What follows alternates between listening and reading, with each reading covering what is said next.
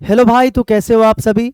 हम लोग कर रहे हैं इडियम, ठीक है, यानी कि वोकैब हम लोग पढ़ रहे हैं। वोकैब में हम लोग पढ़ रहे हैं क्या, इडियम, ठीक है मेरे भाई। तो आ जाइए इडियम को आगे बढ़ाते हैं। एक सेकंड भाई, कैमरे को सेट कर दें। चलो, हम लोग 150 तक पढ़ चुके हैं। 151 से हम लोगों को स्टार्ट करना है। तो आज का जो पहला इडियम है, कंडीशन वही है पहले जैसी। क्या कंडीशन है कि आपको क्या करना है, जितने भी यहाँ पर क्वेश्चंस आएंगे वो सारे आपको साथ में याद करते चलना है। ऐसा नहीं सोचना है कि बाद में पीडीएफ से हम लोग रिवाइज करेंगे, अभी हम बस क्लास देख लेते हैं, ऐसे ही नहीं, ऐसे नहीं देखना है। समझते हुए चलना है, याद करते हुए चलना है, पूरी कोशिश करनी की क्लास में याद हो जाए। और कंडीशन दूसरी क्या है कि जो ऑप्शंस में इडियम्स आते हैं वो भी आपको साथ में याद करना है, क्योंकि वो भी इडियम्स ही हैं, वो किसी अलग ग्रह से नहीं आए, ठीक है। चलो, तो आज का पहला इडियम है hard nut to crack. Hard nut to crack का क्या मतलब होता है, मान के चलिए एक नट यानी कि बादाम है या अखरोट है ना, और वो बहुत हार्ड है, बहुत सख्त है, तो उसको क्रैक करने में यानी कि उसको तोड़ने में आपको बहुत मेहनत करनी पड़ेगी, है ना। इसका सिंपल सा मतलब होता है कोई ऐसी डिफिकल्टी, कोई ऐसी समस्या जिसको समाधान करने में आपको बहुत परेशानी आए, या कोई डिफिकल्ट प्रॉब्लम कह सकते हो, ऐसा ही कुछ होगा, हाँ कि ना। तो पढ़ के निकाल सकते हो answer. Any subject which several folks are talking about, नहीं। समथिंग दैट पीपल बिलीव और accept as true without questioning it, नहीं। एन एक्सेसिव एंथुजियाज्म और रेज अबाउट माइनर मैटर, नहीं। A problem that is difficult to solve, कोई ऐसी problem जिसको solve करना क्या है, बहुत ही डिफिकल्ट है, यानी कि वो क्या है, एक हार्ड नट की तरह, जिसको क्रैक करना क्या है, मुश्किल है, ठीक है। अगला, ये जो रेड कलर में दिया हुआ है ना आपको, वेरी रेयर, आपको बताना है कि चारों में से कौन सा ऐसा इडियम है। यहां पर आपको 4 इडियम दे रखे हैं और आपको बताना है कि चारों में से कौन सा इडियम है जिसका मतलब होता है वेरी रेयर। जिसका मतलब क्या होता है, वेरी रेयर। बता दोगे, हाँ कि ना। चलो, पहला इडियम क्या दे रखा है, पहला दे रखा है फ्यू एंड फार बिटवीन, दूसरा दे रखा है एग ऑन, तीसरा दे रखा है बैक एंड कॉल, चौथा दे रखा है ऑल इन ऑल। अब आपको अगर इन चारों की मीनिंग पता है तभी तो आप कर पाओगे, हाँ कि ना। चलो, फ्यू एंड फार बिटवीन का क्या मतलब होता है, few and far between. Few का मतलब क्या होता है, फ्यू का मतलब होता है ना के बराबर, और फार का मतलब क्या होता है, दूरी पे। मान के चलो एक गांव है, ठीक है, इस गांव के अंदर जो घर है वो बहुत ही ना के बराबर है। एक घर यहाँ पे है, एक घर यहाँ पे है, एक घर यहाँ पे है, ठीक है, और एक घर यहाँ पे है, और एक यहाँ पे है, यानी कि ना के बराबर घर है। इतना बड़ा गांव है, ना के बराबर घर है, तो फ्यू है। और इसके अलावा जो भी हैं वो भी एक दूसरे से क्या है, बहुत फार है, बहुत क्या है, फार है। यानी कि हम कह सकते हैं कि गांव में जो घर है ना वो बड़े ही रेयर हैं, बड़े ही क्या है, रेयर हैं। समझ में आ रहा। तो फ्यू एंड फार बिटवीन का मतलब होता है वेरी रेयर। और do not happen very often, कोई ऐसी चीज जो अक्सर नहीं होती, कभी कभी होती है, बहुत रेयरली होती है, ऐसी किसी चीज के लिए हम बोलते हैं few and far between. Egg on का क्या मतलब होता है, एग ऑन का मतलब होता है टू स्ट्रांगली एनकरेज, किसी को एनकरेज करना, ठीक है, to do something that might not be a very good idea, यानी कि किसी को कुछ ऐसा करने के लिए एनकरेज करना जो कि अच्छा काम नहीं है। यानी कि आप कह सकते हो एग ऑन का मतलब क्या होता है, उकसाना। क्या बोल सकते हो, उकसाना, या फिर कह सकते हो भड़काना, उकसाना या भड़काना। और उकसाना भड़काना अक्सर जो है ना हम गलत चीजों के लिए यूज करते हैं। उकसाना मतलब किसी गलत कार्य को करने के लिए एनकरेज करना। भड़काने का मतलब भी क्या होता है, किसी गलत कार्य के लिए या किसी के खिलाफ किसी को भड़काना, ठीक है, उसको बोलते हैं एग ऑन। जैसे he egged me on, he egged me on, तो क्या मतलब हुआ, उसने मुझे उकसाया, उसने मुझे भड़काया। At someone's beck and call, इसका मतलब क्या होता है, हमेशा किसी के आदेश में खड़े रहना। At someone's beck and call मतलब किसी ने आपको कॉल किया और आप जाके खड़े हो गए कि बताइए क्या करना है, मतलब हमेशा किसी के लिए क्या रहना, हमेशा किसी के लिए सर्विस में खड़े रहना, उसकी सेवा में हाजिर रहना, है ना। At someone's beck and call का मतलब क्या होता है, सेवा में, सेवा में हाजिर रहना, सेवा में हाजिर रहना, ठीक है। Someone's beck and call. Available and willing to do whatever someone asks, मतलब कोई व्यक्ति आपको कुछ बोलता है करने के लिए, उसके लिए आप हमेशा क्या रहते हो, अवेलेबल रहते हो और इच्छुक रहते हो। अवेलेबल भी रहते हो और इच्छुक भी रहते हो, हाँ कि ना। इतना समझ में आ रहा है आपको, एक सेकंड भाई, ठीक है। अगला क्या दे रखा है आपको, अगला दे रखा है all in all. All in all का मतलब क्या होता है, ऑल इन ऑल का मतलब होता है एज इन ओवरऑल, मतलब किसी भी चीज को जब आप ओवरऑल देखते हो, मतलब उनको अलग अलग ना देखकर, सेपरेट सेपरेट ना देखकर आप उसको ओवरऑल देखते हो। जैसे क्लास के अंदर 50 बच्चे हैं, तो 50 की अलग अलग परफॉर्मेंस ना देख के आप सबको क्या देख रहे हो, कलेक्टिव तरीके से देख रहे हो कि क्लास का ओवरऑल जो परसेंटेज है वो कितना है। देखते हो ना ओवरऑल जो एवरेज है वो कितना है। तो जब आप ओवरऑल की बात करते हो उसी को क्या बोलते हैं, all in all, with everyone और एवरीथिंग टेकन इनटू अकाउंट। मतलब जितने भी लोग हैं या जितने भी चीज हैं उन सबको आपने ध्यान में लिया है या उन सबका आपने ध्यान रखा है, लेकिन एट द सेम टाइम सबको अलग अलग ना करके सबको एक बार में आपने क्या कर दिया, इंक्लूड कर दिया। तो उसे क्या बोलते हैं, ऑल इन ऑल। क्या बोलते हैं, ऑल इन ऑल। ये समझ में आ गया। फ्यू एंड फार बिटवीन का मतलब रेयर बता दिया मैंने आपको। एग ऑन का मतलब किसी को उकसाना या किसी को भड़काना, और at someone's beck and call का मतलब किसी की सर्विस में हमेशा हाजिर रहना, और ऑल इन ऑल का मतलब क्या होता है, ऑल इन ऑल का मतलब होता है एज इन ओवरऑल। ठीक है, मतलब सबको एक बार में इंक्लूड कर लेना, सारे व्यक्तियों को या सारी चीजों को, कुछ भी कह सकते हो। ठीक है, तो इसका आंसर बता दो। वेरी रेयर का क्या हो जाएगा, फ्यू एंड फार बिटवीन। आगे बढ़ो। जितने मैंने करा दिए ना अब तक और जितने मैं आज करा दूंगा, ठीक है, इससे बाहर आपके एग्जाम में नहीं आएगा।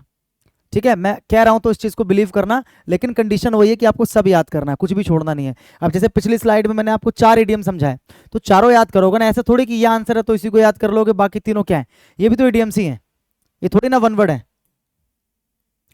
Select the most appropriate idiom. ठीक है, आपको बताना द सर्वेंट्स, यहां से आपका स्टेटमेंट शुरू है सेंटेंस।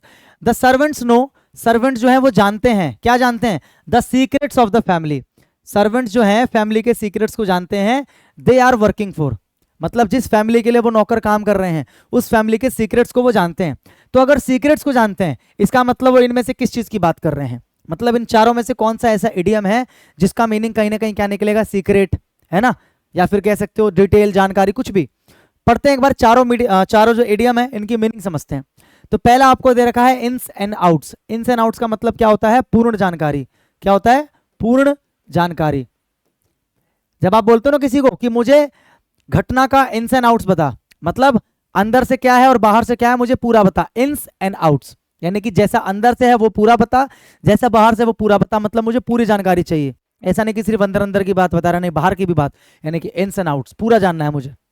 यानी कि द डिटेल्ड और कॉम्प्लिकेटेड फैक्ट्स ऑफ समथिंग, किसी भी चीज का डिटेल्ड फैक्ट या कितना भी कॉम्प्लिकेटेड फैक्ट हो वो सब आपको जानना है, तो उसके लिए क्या यूज करते हैं, ins and outs. Latin and Greek का मतलब क्या होता है, लैटिन एंड ग्रीक का मतलब वही होता है, जैसे लैटिन और ग्रीक लैंग्वेज आपके लिए क्या है। अगर मैं लैटिन लैंग्वेज में या ग्रीक लैंग्वेज में यहाँ पर कुछ लिख दूं और मैं आपसे पूछूं कि बताओ क्या लिखा है, तो आप उसको समझने के योग्य हो गया, नहीं हो। लैटिन और ग्रीक आपको समझ में नहीं आएगी, तो इसका सिंपल सा मतलब है something that is difficult to understand, कोई भी ऐसी चीज जिसको समझना क्या है, मुश्किल है, और इनकॉम्प्रिहेंसिबल या फिर जिसको कॉम्प्रिहेंड नहीं कर सकते, जिसको समझ नहीं सकते। ठीक है, हॉर्नेट्स नेस्ट क्या मतलब होता है इसका, हॉर्नेट्स नेस्ट का क्या मतलब होता है, हॉर्नेट क्या होता है, हॉर्नेट जानते हो, ततैया बोलते हैं उसको, मधुमक्खी की तरह ही होता है, वो काट लेता है ना तो बहुत जोर से दर्द होता है और पूरा जो हाथ पैर फूल जाता है जहां से भी काटता है वो, तो हॉर्नेट्स नेस्ट। अब एक बात बताओ, मतलब एक हॉर्नेट की तो बात ही छोड़ दो, हॉर्नेट का पूरा नेस्ट है मान के चलो, उस नेस्ट में अगर आप हाथ डाल दो तो क्या होगा। अगर मैं आपको बोल रहा हूं कि हॉर्नेट के नेस्ट में हाथ मत डालो, इसका मतलब मैं आपको क्या बोल रहा हूं कि किसी समस्या में अपना हाथ जानबूझ के मत डालो। वो जो हॉर्नेट नेस्ट है वो क्या है आपके लिए, वो आपके लिए एक परेशानी है, वो आपके लिए एक प्रॉब्लम है, वो आपके लिए एक डिफिकल्टी है। हमारे लिए तो वही ना, कोई प्लेजर की चीज तो वह है नहीं। एक नेस्ट है भाई साहब जिसमें बहुत सारे हॉर्नेट्स हैं, ततैये हैं, तो क्या वो कोई अच्छी चीज है, वो आपके लिए परेशानी का सोर्स हो सकता है, हाँ कि ना। तो a situation fraught with difficulties और कॉम्प्लिकेशन, एक ऐसी सिचुएशन जिसमें बहुत सारी डिफिकल्टीज और बहुत सारे कॉम्प्लिकेशंस भरे पड़े हैं, ऐसी किसी सिचुएशन को हम क्या बोलते हैं, हॉर्नेट्स नेस्ट। जैसे this situation is like a hornet's nest for me, यानी कि सिचुएशन ऐसी है जिसमें बहुत डिफिकल्टीज और कॉम्प्लिकेशंस है। लॉन्ग एंड शॉर्ट का मतलब क्या होता है, लॉन्ग एंड शॉर्ट का मतलब होता है सारांश। ठीक है, लॉन्ग एंड शॉर्ट का मतलब क्या होता है, सारांश, यानी कि संक्षिप्त में। The whole story of in a few, the whole story of in a few words, या फिर कह सकते हो मेन जिस्ट। जिस्ट का मतलब होता है मेन पॉइंट, जिस्ट का मतलब क्या होता है, द मेन पॉइंट। जिस्ट का मतलब क्या है, द मेन पॉइंट। ठीक है, द मेन आइडिया कह लो या द मेन पॉइंट कह लो, मतलब मुझे सब कुछ नहीं जानना। जैसे कोई मुझे बता रहा है कि भाई एक्चुअली में हुआ क्या कि कल वो अपनी मम्मी से लड़ा और वो बाहर घूमने के लिए जा रहा था, ऐसा हो रहा था वैसा हो रहा था, मैंने कहा भाई मुझे सब कुछ नहीं जानना, उसके साथ हुआ क्या बस वो बता, यानी कि मुझे बस मेन जो पॉइंट है, जो जिस्ट है वो बता, यानी कि I want to know the long and short of this incident, या I want to know the long and short of that incident, जो भी है। तो लॉन्ग एंड शॉर्ट का मतलब मुझे केवल जो मेन चीज है, जो मेन जिस्ट या पॉइंट है, मुझे वो जानना है। ठीक है, अब मेरे को बताओ भाई इसका आंसर। जो नौकर है वो फैमिली का क्या जानते हैं? Latin Greek. लैटिन ग्रीक का मतलब तो होता है कोई ऐसी चीज जो समझने लायक नहीं है, तो यहाँ पर ऐसी कोई बात नहीं हो रही, सीक्रेट की बात हो रही है। हॉनेस्टनेस यानी कि क्या यहाँ पर एक ऐसी सिचुएशन की बात हो रही है जो बहुत डिफिकल्ट है? नहीं। क्या यहाँ पर किसी चीज के सारांश की बात हो रही है? नहीं। यहाँ पर बात हो रही है कि वो सीक्रेट जानते हैं। तो सीक्रेट जानने का मतलब क्या है? कि फैमिली के बारे में सारी डिटेल जानते हैं वो। फैमिली के बारे में क्या जानते हैं? सारी की सारी डिटेल्ड, यानी कि सारी की सारी डिटेल्ड का क्या मतलब था?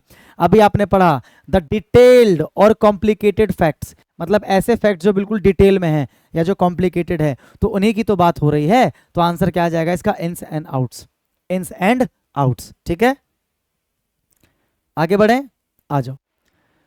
अगला है, देखो यहां से आपका सेंटेंस स्टार्ट है और आपको बताना है, ये जो रेड कलर में दिया हुआ है ये बेसिकली एक्सप्लेनेशन है। आपको बताना है कि किस इडियम को एक्सप्लेन किया गया है, यानी कि कौन सा ऐसा इडियम है जिसकी मीनिंग अ स्ट्रेंज पर्सन है।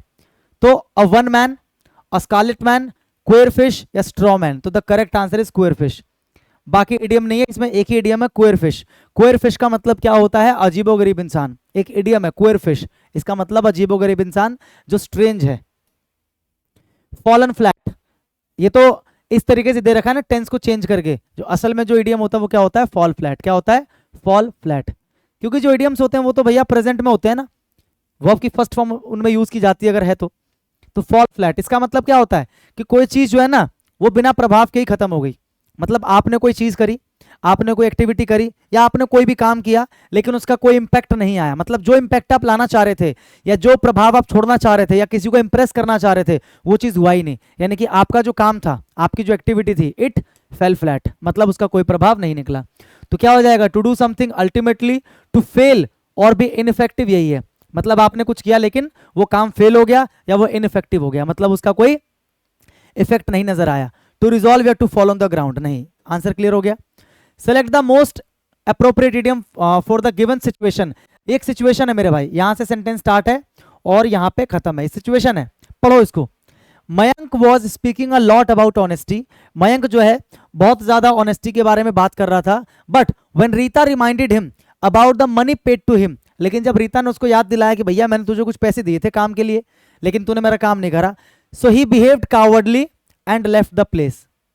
मतलब बहुत ज्यादा ईमानदारी की बात कर रहा था, लेकिन जैसे ही रीटा ने याद दिलाया कि मैंने तुझे कुछ पैसे दिए थे फॉर द वर्क, काम के लिए, तो वैसे ही उसने क्या किया? ही बिहेव्ड कावर्डली, उसने कायरो की तरह क्या किया? बिहेव किया।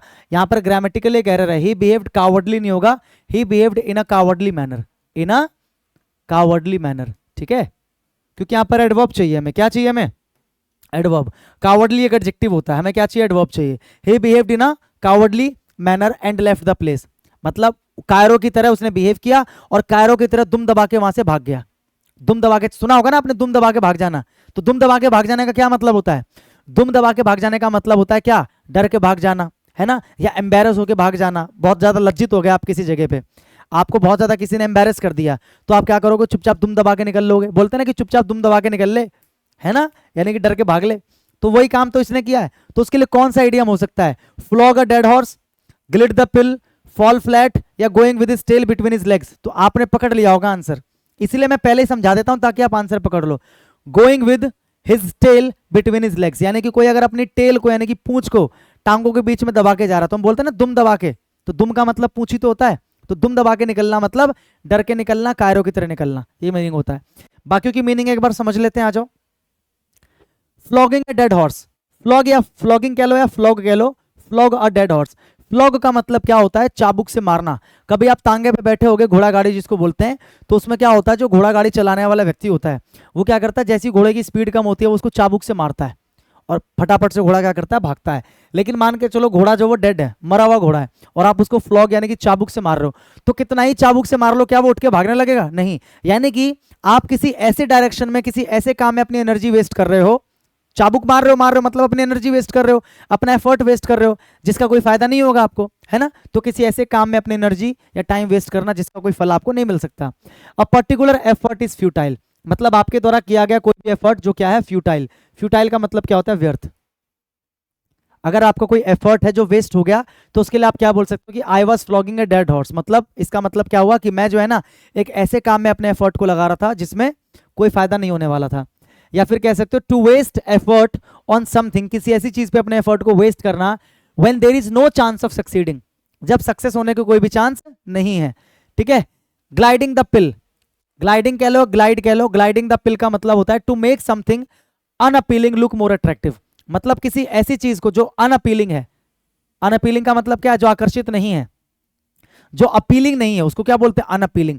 मतलब कोई ऐसी चीज जो दिखने में बुरी है, उसे कैसा बना देना, अट्रैक्टिव बना देना, उसे कैसा बना देना, अट्रैक्टिव बना देना।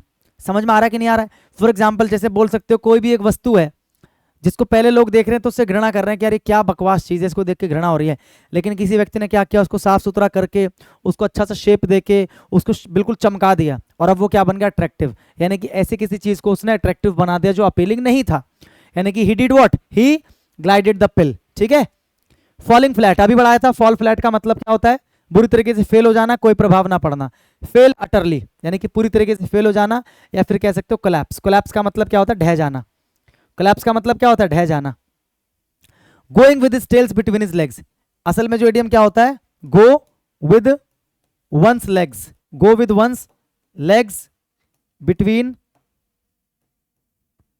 Once, sorry, go with one's tails, ये tail, go with one's tail, go with one's tail between one's legs, यानी कि अपनी पूंछ को अपने टांगों के बीच में दबा के निकल लेना, जिसको हम क्या बोलते हैं, दुम दबा के भागना। दुम दबा के भागना बोलते हैं, दुम दबा के भागना। इसका मतलब क्या हुआ, with a feeling of being embarrassed, या तो आप एम्बैरेस्ड हो गए हो बहुत ज्यादा, ठीक है, और अशेम्ड, या फिर आपको लज्जित कर दिया गया, शर्मिंदा कर दिया गया, specially because of one has been defeated, क्योंकि आप हार गए हो। बोलते हैं ना कि जब कोई हार जाता है तो उसकी इतनी बेइज्जती की जाती है और उसको बोला जाता है कि बेटा आप तो दुम दबा के निकल ले, है ना। समझ में आया भाई, हाँ कि ना? चारों की मीनिंग पता लग गई।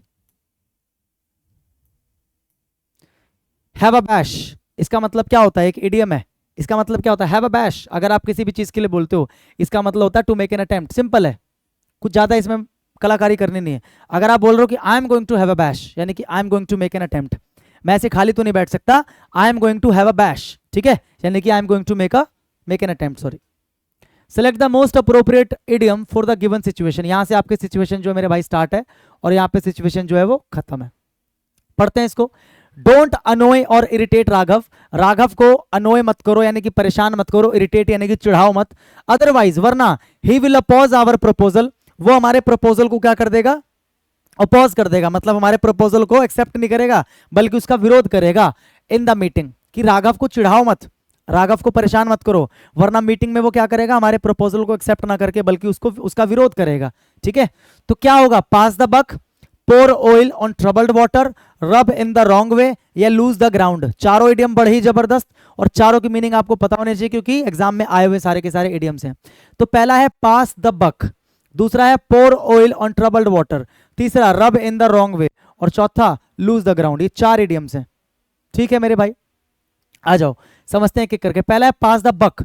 बक का मतलब क्या है, बक का मतलब क्या होता है, पैसा। बक मतलब अमेरिका के अंदर एक पैसे की यूनिट होती है जिसको बक कहा जाता है, मतलब मनी का ही एक कह सकते हो रिटॉर्टेड फॉर्म है बक। ठीक है, तो पास द बक, अब मान के चलो आपके पास बक यानी कि एक ऐसा पैसा है, ठीक है, जो कि क्या है, नकली है। एक ऐसा आपके पास सिक्का है जो कि क्या है, नकली है। अब आप क्या कर रहे हो, उस नकली सिक्के को आपको पता चल गया कि वो नकली है, तो आप चारों के किसी न किसी को पास कर दूं, तो आपने क्या किया, अपने साथ वाले को पास कर दिया। अब उसको पता लग गया कि नकली है तो उसने साथ वाले को पास कर दिया। यानी कि आप खुद किसी चीज की जिम्मेदारी लेना नहीं चाह रहे हो। अगर आपकी गलती है तो आप जिम्मेदारी ना लेकर बल्कि उस जिम्मेदारी को या ब्लेम को शिफ्ट कर दे रहे हो। एक गेम भी होता है, आपने देखा होगा, जिसमें क्या होता है, एक पिलो लिया जाता है, तकिया लिया जाता है, सर्कल में लोग खड़े होते हैं, पीछे से गाना चलाया जाता है, और गाना चलते क्या किया जाता है, ये बंदा इसको तकिया देगा, वो अपने अगले बंदे को तकिया देगा, वो अपने अगले बंदे को तकिया देगा, और जैसे ही गाना रुकता है तो जिसके हाथ में तकिया होता है उसे कोई ना कोई पनिशमेंट दी जाती है या कोई ना कोई उसे डेयर करवाया जाता है ना। इसका मतलब वो क्या कर रहे हैं, वो अपने आप को पनिशमेंट से बचाने के लिए, डेयर से बचाने के लिए, अपने आप को ब्लेम से बचाने के लिए ब्लेम को दूसरे के पास कर रहे हैं। याद हो जाएगा कि नहीं हो जाएगा, बहुत है, काफी है याद रखने के लिए ये। टू ब्लेम समवन और make them responsible for a problem that you should deal with, मतलब किसी और को ब्लेम करना। To blame someone, to blame someone, to blame someone और मेक देम रिस्पॉन्सिबल, किसी को ब्लेम करना या किसी को जिम्मेदार ठहराना फॉर अ प्रॉब्लम, किसी ऐसी प्रॉब्लम के लिए that you should deal with, जिसके साथ असल में आपको डील करना चाहिए। कोई सिचुएशन है जिसके साथ आपको डील करना चाहिए तो आप डील ना करके बल्कि किसी और को ब्लेम कर रहे हो। अरे भाई गलती तुमसे हुई है, तुमने दरवाजा खराब बनाया, दरवाजा गिर गया, तो वो क्या कर रहा है, अपनी गलती एक्सेप्ट नहीं कर रहा है, अपने ऊपर रिस्पॉन्सिबिलिटी नहीं लेकर, बल्कि क्या बोल रहा है, सर जी मेरी क्या गलती, मैं तो मिस्त्री हूं, जहां से आप दरवाजा लाए हो उसकी गलती है ना, दरवाजा उसने खराब बनाया इसलिए गिर गया।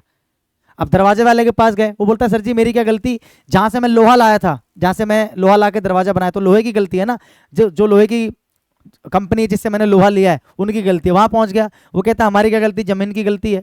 तो ऐसे क्या कर रहे हैं, एक दूसरे के ऊपर ब्लेम को शिफ्ट करते जा रहे हैं, ठीक है, जिनके साथ उनको डील करना चाहिए लेकिन वो खुद डील ना करके क्या कर रहे हैं, ब्लेम को शिफ्ट कर रहे हैं। पोर ऑयल ऑन ट्रबल्ड वाटर, इसका सिंपल सा मतलब होता है कि किसी सिचुएशन को क्या करने की कोशिश करना, शांत करने की कोशिश करना। जैसे आप ऐसे समझ के चलो ना कि आप क्या कर रहे हो, आप ट्रबल्ड वाटर यानी कि वाटर में तेल डाल रहे हो। पोर का मतलब क्या होता है, डालना या उड़ेलना, ऐसे करके कोई भी चीज डालते हैं ना लिक्विड, जैसे चाय डालते हैं कप में या पानी डालते हैं गिलास में, उसको बोलते हैं पोर। तो पोर ऑयल ऑन ट्रबल्ड वाटर यानी कि पानी पे जब आप तेल डालते हो तो वो क्या करता है, तेल की सतह और पानी की सतह बिल्कुल अलग रहती है, तेल जो है पानी के बिल्कुल ऊपर ऊपर तैरता है, हाँ कि ना। समझ में आ रहा है कि नहीं आ रहा है। इसका मतलब सिंपल है कि कोई भी जो परेशानी है, कोई भी जो सिचुएशन है, उसको आप शांत करने की कोशिश कर रहे हो। समझ में आ रहा है, बोलो हाँ कि ना, क्लियर है। To try to calm a tense situation और मेक पीस बिटवीन पीपल और who are arguing. To try to calm a tense situation मतलब किसी भी एक टेंस सिचुएशन को शांत करने की कोशिश करना, और मेक पीस शांति स्थापित करना between people who are arguing, जो लोग लड़ झगड़ रहे हैं, बहस कर रहे हैं, उनके बीच में शांति स्थापित करना। मतलब जैसे पानी और तेल अलग हो जाता है जब आप उसमें डालते हो, तो ऐसे आपने दो लोगों को अलग कर दिया, उनको आपने क्या कर दिया, शांत कर दिया। ऐसे आप याद रखना इसको। रब इन द रॉन्ग वे, रब का मतलब क्या होता है, रगड़ना। जैसे मैं ऐसे ऐसे अपने हाथ पे कर रहा हूं, तो मैं क्या कर रहा हूं, अपने हाथ को रब कर रहा हूं, तो ये तो सही तरीका हो गया रब करने का। लेकिन अगर मैं किसी को रॉन्ग वे यानी कि गलत तरीके से रब करने लग जाऊं, गलत तरीके से मतलब जोर जोर से रब करने लग जाऊं, मुंह पर रब करने लग जाऊं, ऐसे रगड़ने लग जाऊं मुंह को, इसका मतलब मैं क्या कर रहा हूं, उसे परेशानी तो कर रहा हूं। रब इन द रॉन्ग वे, अगर किसी को गलत तरीके से रब करोगे मतलब उसको आप परेशान कर रहे हो, इरिटेट कर रहे हो। टू अनोय और इरिटेट समवन, तो यहां पर यही तो बात हो रही थी कि उसे अनोय मत करो, इरिटेट मत करो, यही तो बात हो रही थी। तो आंसर क्या हो जाएगा, आंसर हो जाएगा रब in the wrong way, rub in the wrong way. Lose the ground का मतलब देख लो, fail to hold one's position. मान के चलो एक जमीन का टुकड़ा है जिसके ऊपर विवाद चल रहा है ना, मेरी जमीन है मान के चलो, और मेरे जो ताऊ हैं या चाचा हैं वो कहते हैं कि नहीं ये तो हमारी जमीन है, और मैं जो है ना ऐसे लठ लेके अपनी जमीन पे खड़ा हो गया, अपने ग्राउंड पे डट गया मैं कि आ जाओ कौन सा आ रहा है।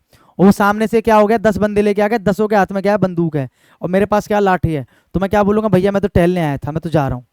यानी कि मैंने अपने ग्राउंड को लूज कर दिया, खो दिया मैंने।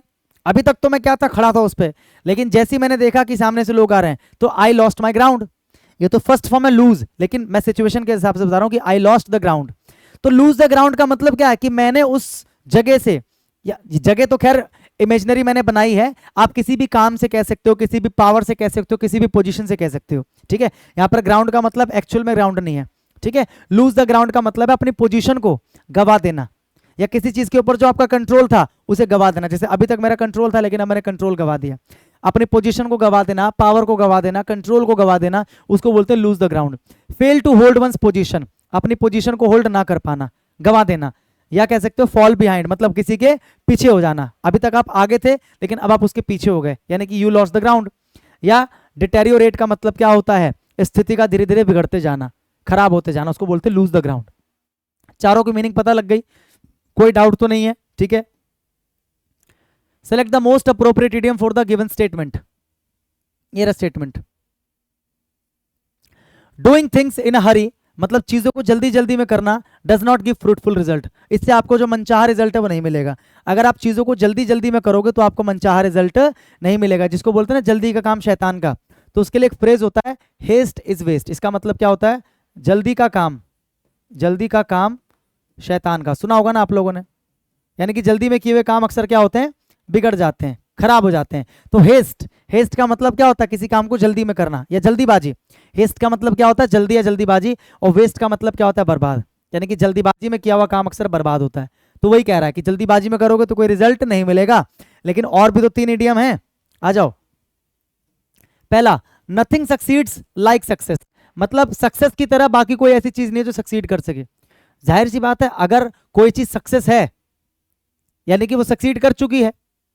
अब मैं यहां पर कह रहा हूं कि नथिंग सक्सीड्स लाइक सक्सेस, मतलब एक सक्सेस की तरह और कोई दूसरी चीज सक्सीड नहीं कर सकती। इसका क्या मतलब होता है, if you are successful in one thing, अगर आप किसी एक चीज में सक्सेसफुल हो गए हो, then you are more likely, मतलब ऐसी ज्यादा आपकी संभावना बन जाती है to be successful, more likely to be successful in more things in future. मतलब अगर आप किसी एक काम में सक्सेसफुल हो चुके हो तो ऐसी संभावना बढ़ जाती है बाकियों के मुकाबले कि भविष्य में आप किसी और भी काम में सक्सेसफुल जो है ना, बाकियों के मुकाबले आपकी संभावना बढ़ जाती है सक्सेसफुल होने की। यानी कि एक बार अगर सक्सेसफुल हो गए तो बाकी काम में भी सक्सेसफुल होने की संभावना जो है आपकी बढ़ जाती है। इसको एक्सप्रेस करने के लिए बोलते हैं nothing succeeds like success. Still waters run deep, पहले भी आ चुका है। यानी कि जो गहरा पानी होता है ना, शांत पानी जो होता है वो अक्सर गहरा होता है। यानी कि जो कम बोलने वाले लोग होते हैं, जो शांत लोग होते हैं, अक्सर वो ज्यादा ज्ञानी होते हैं।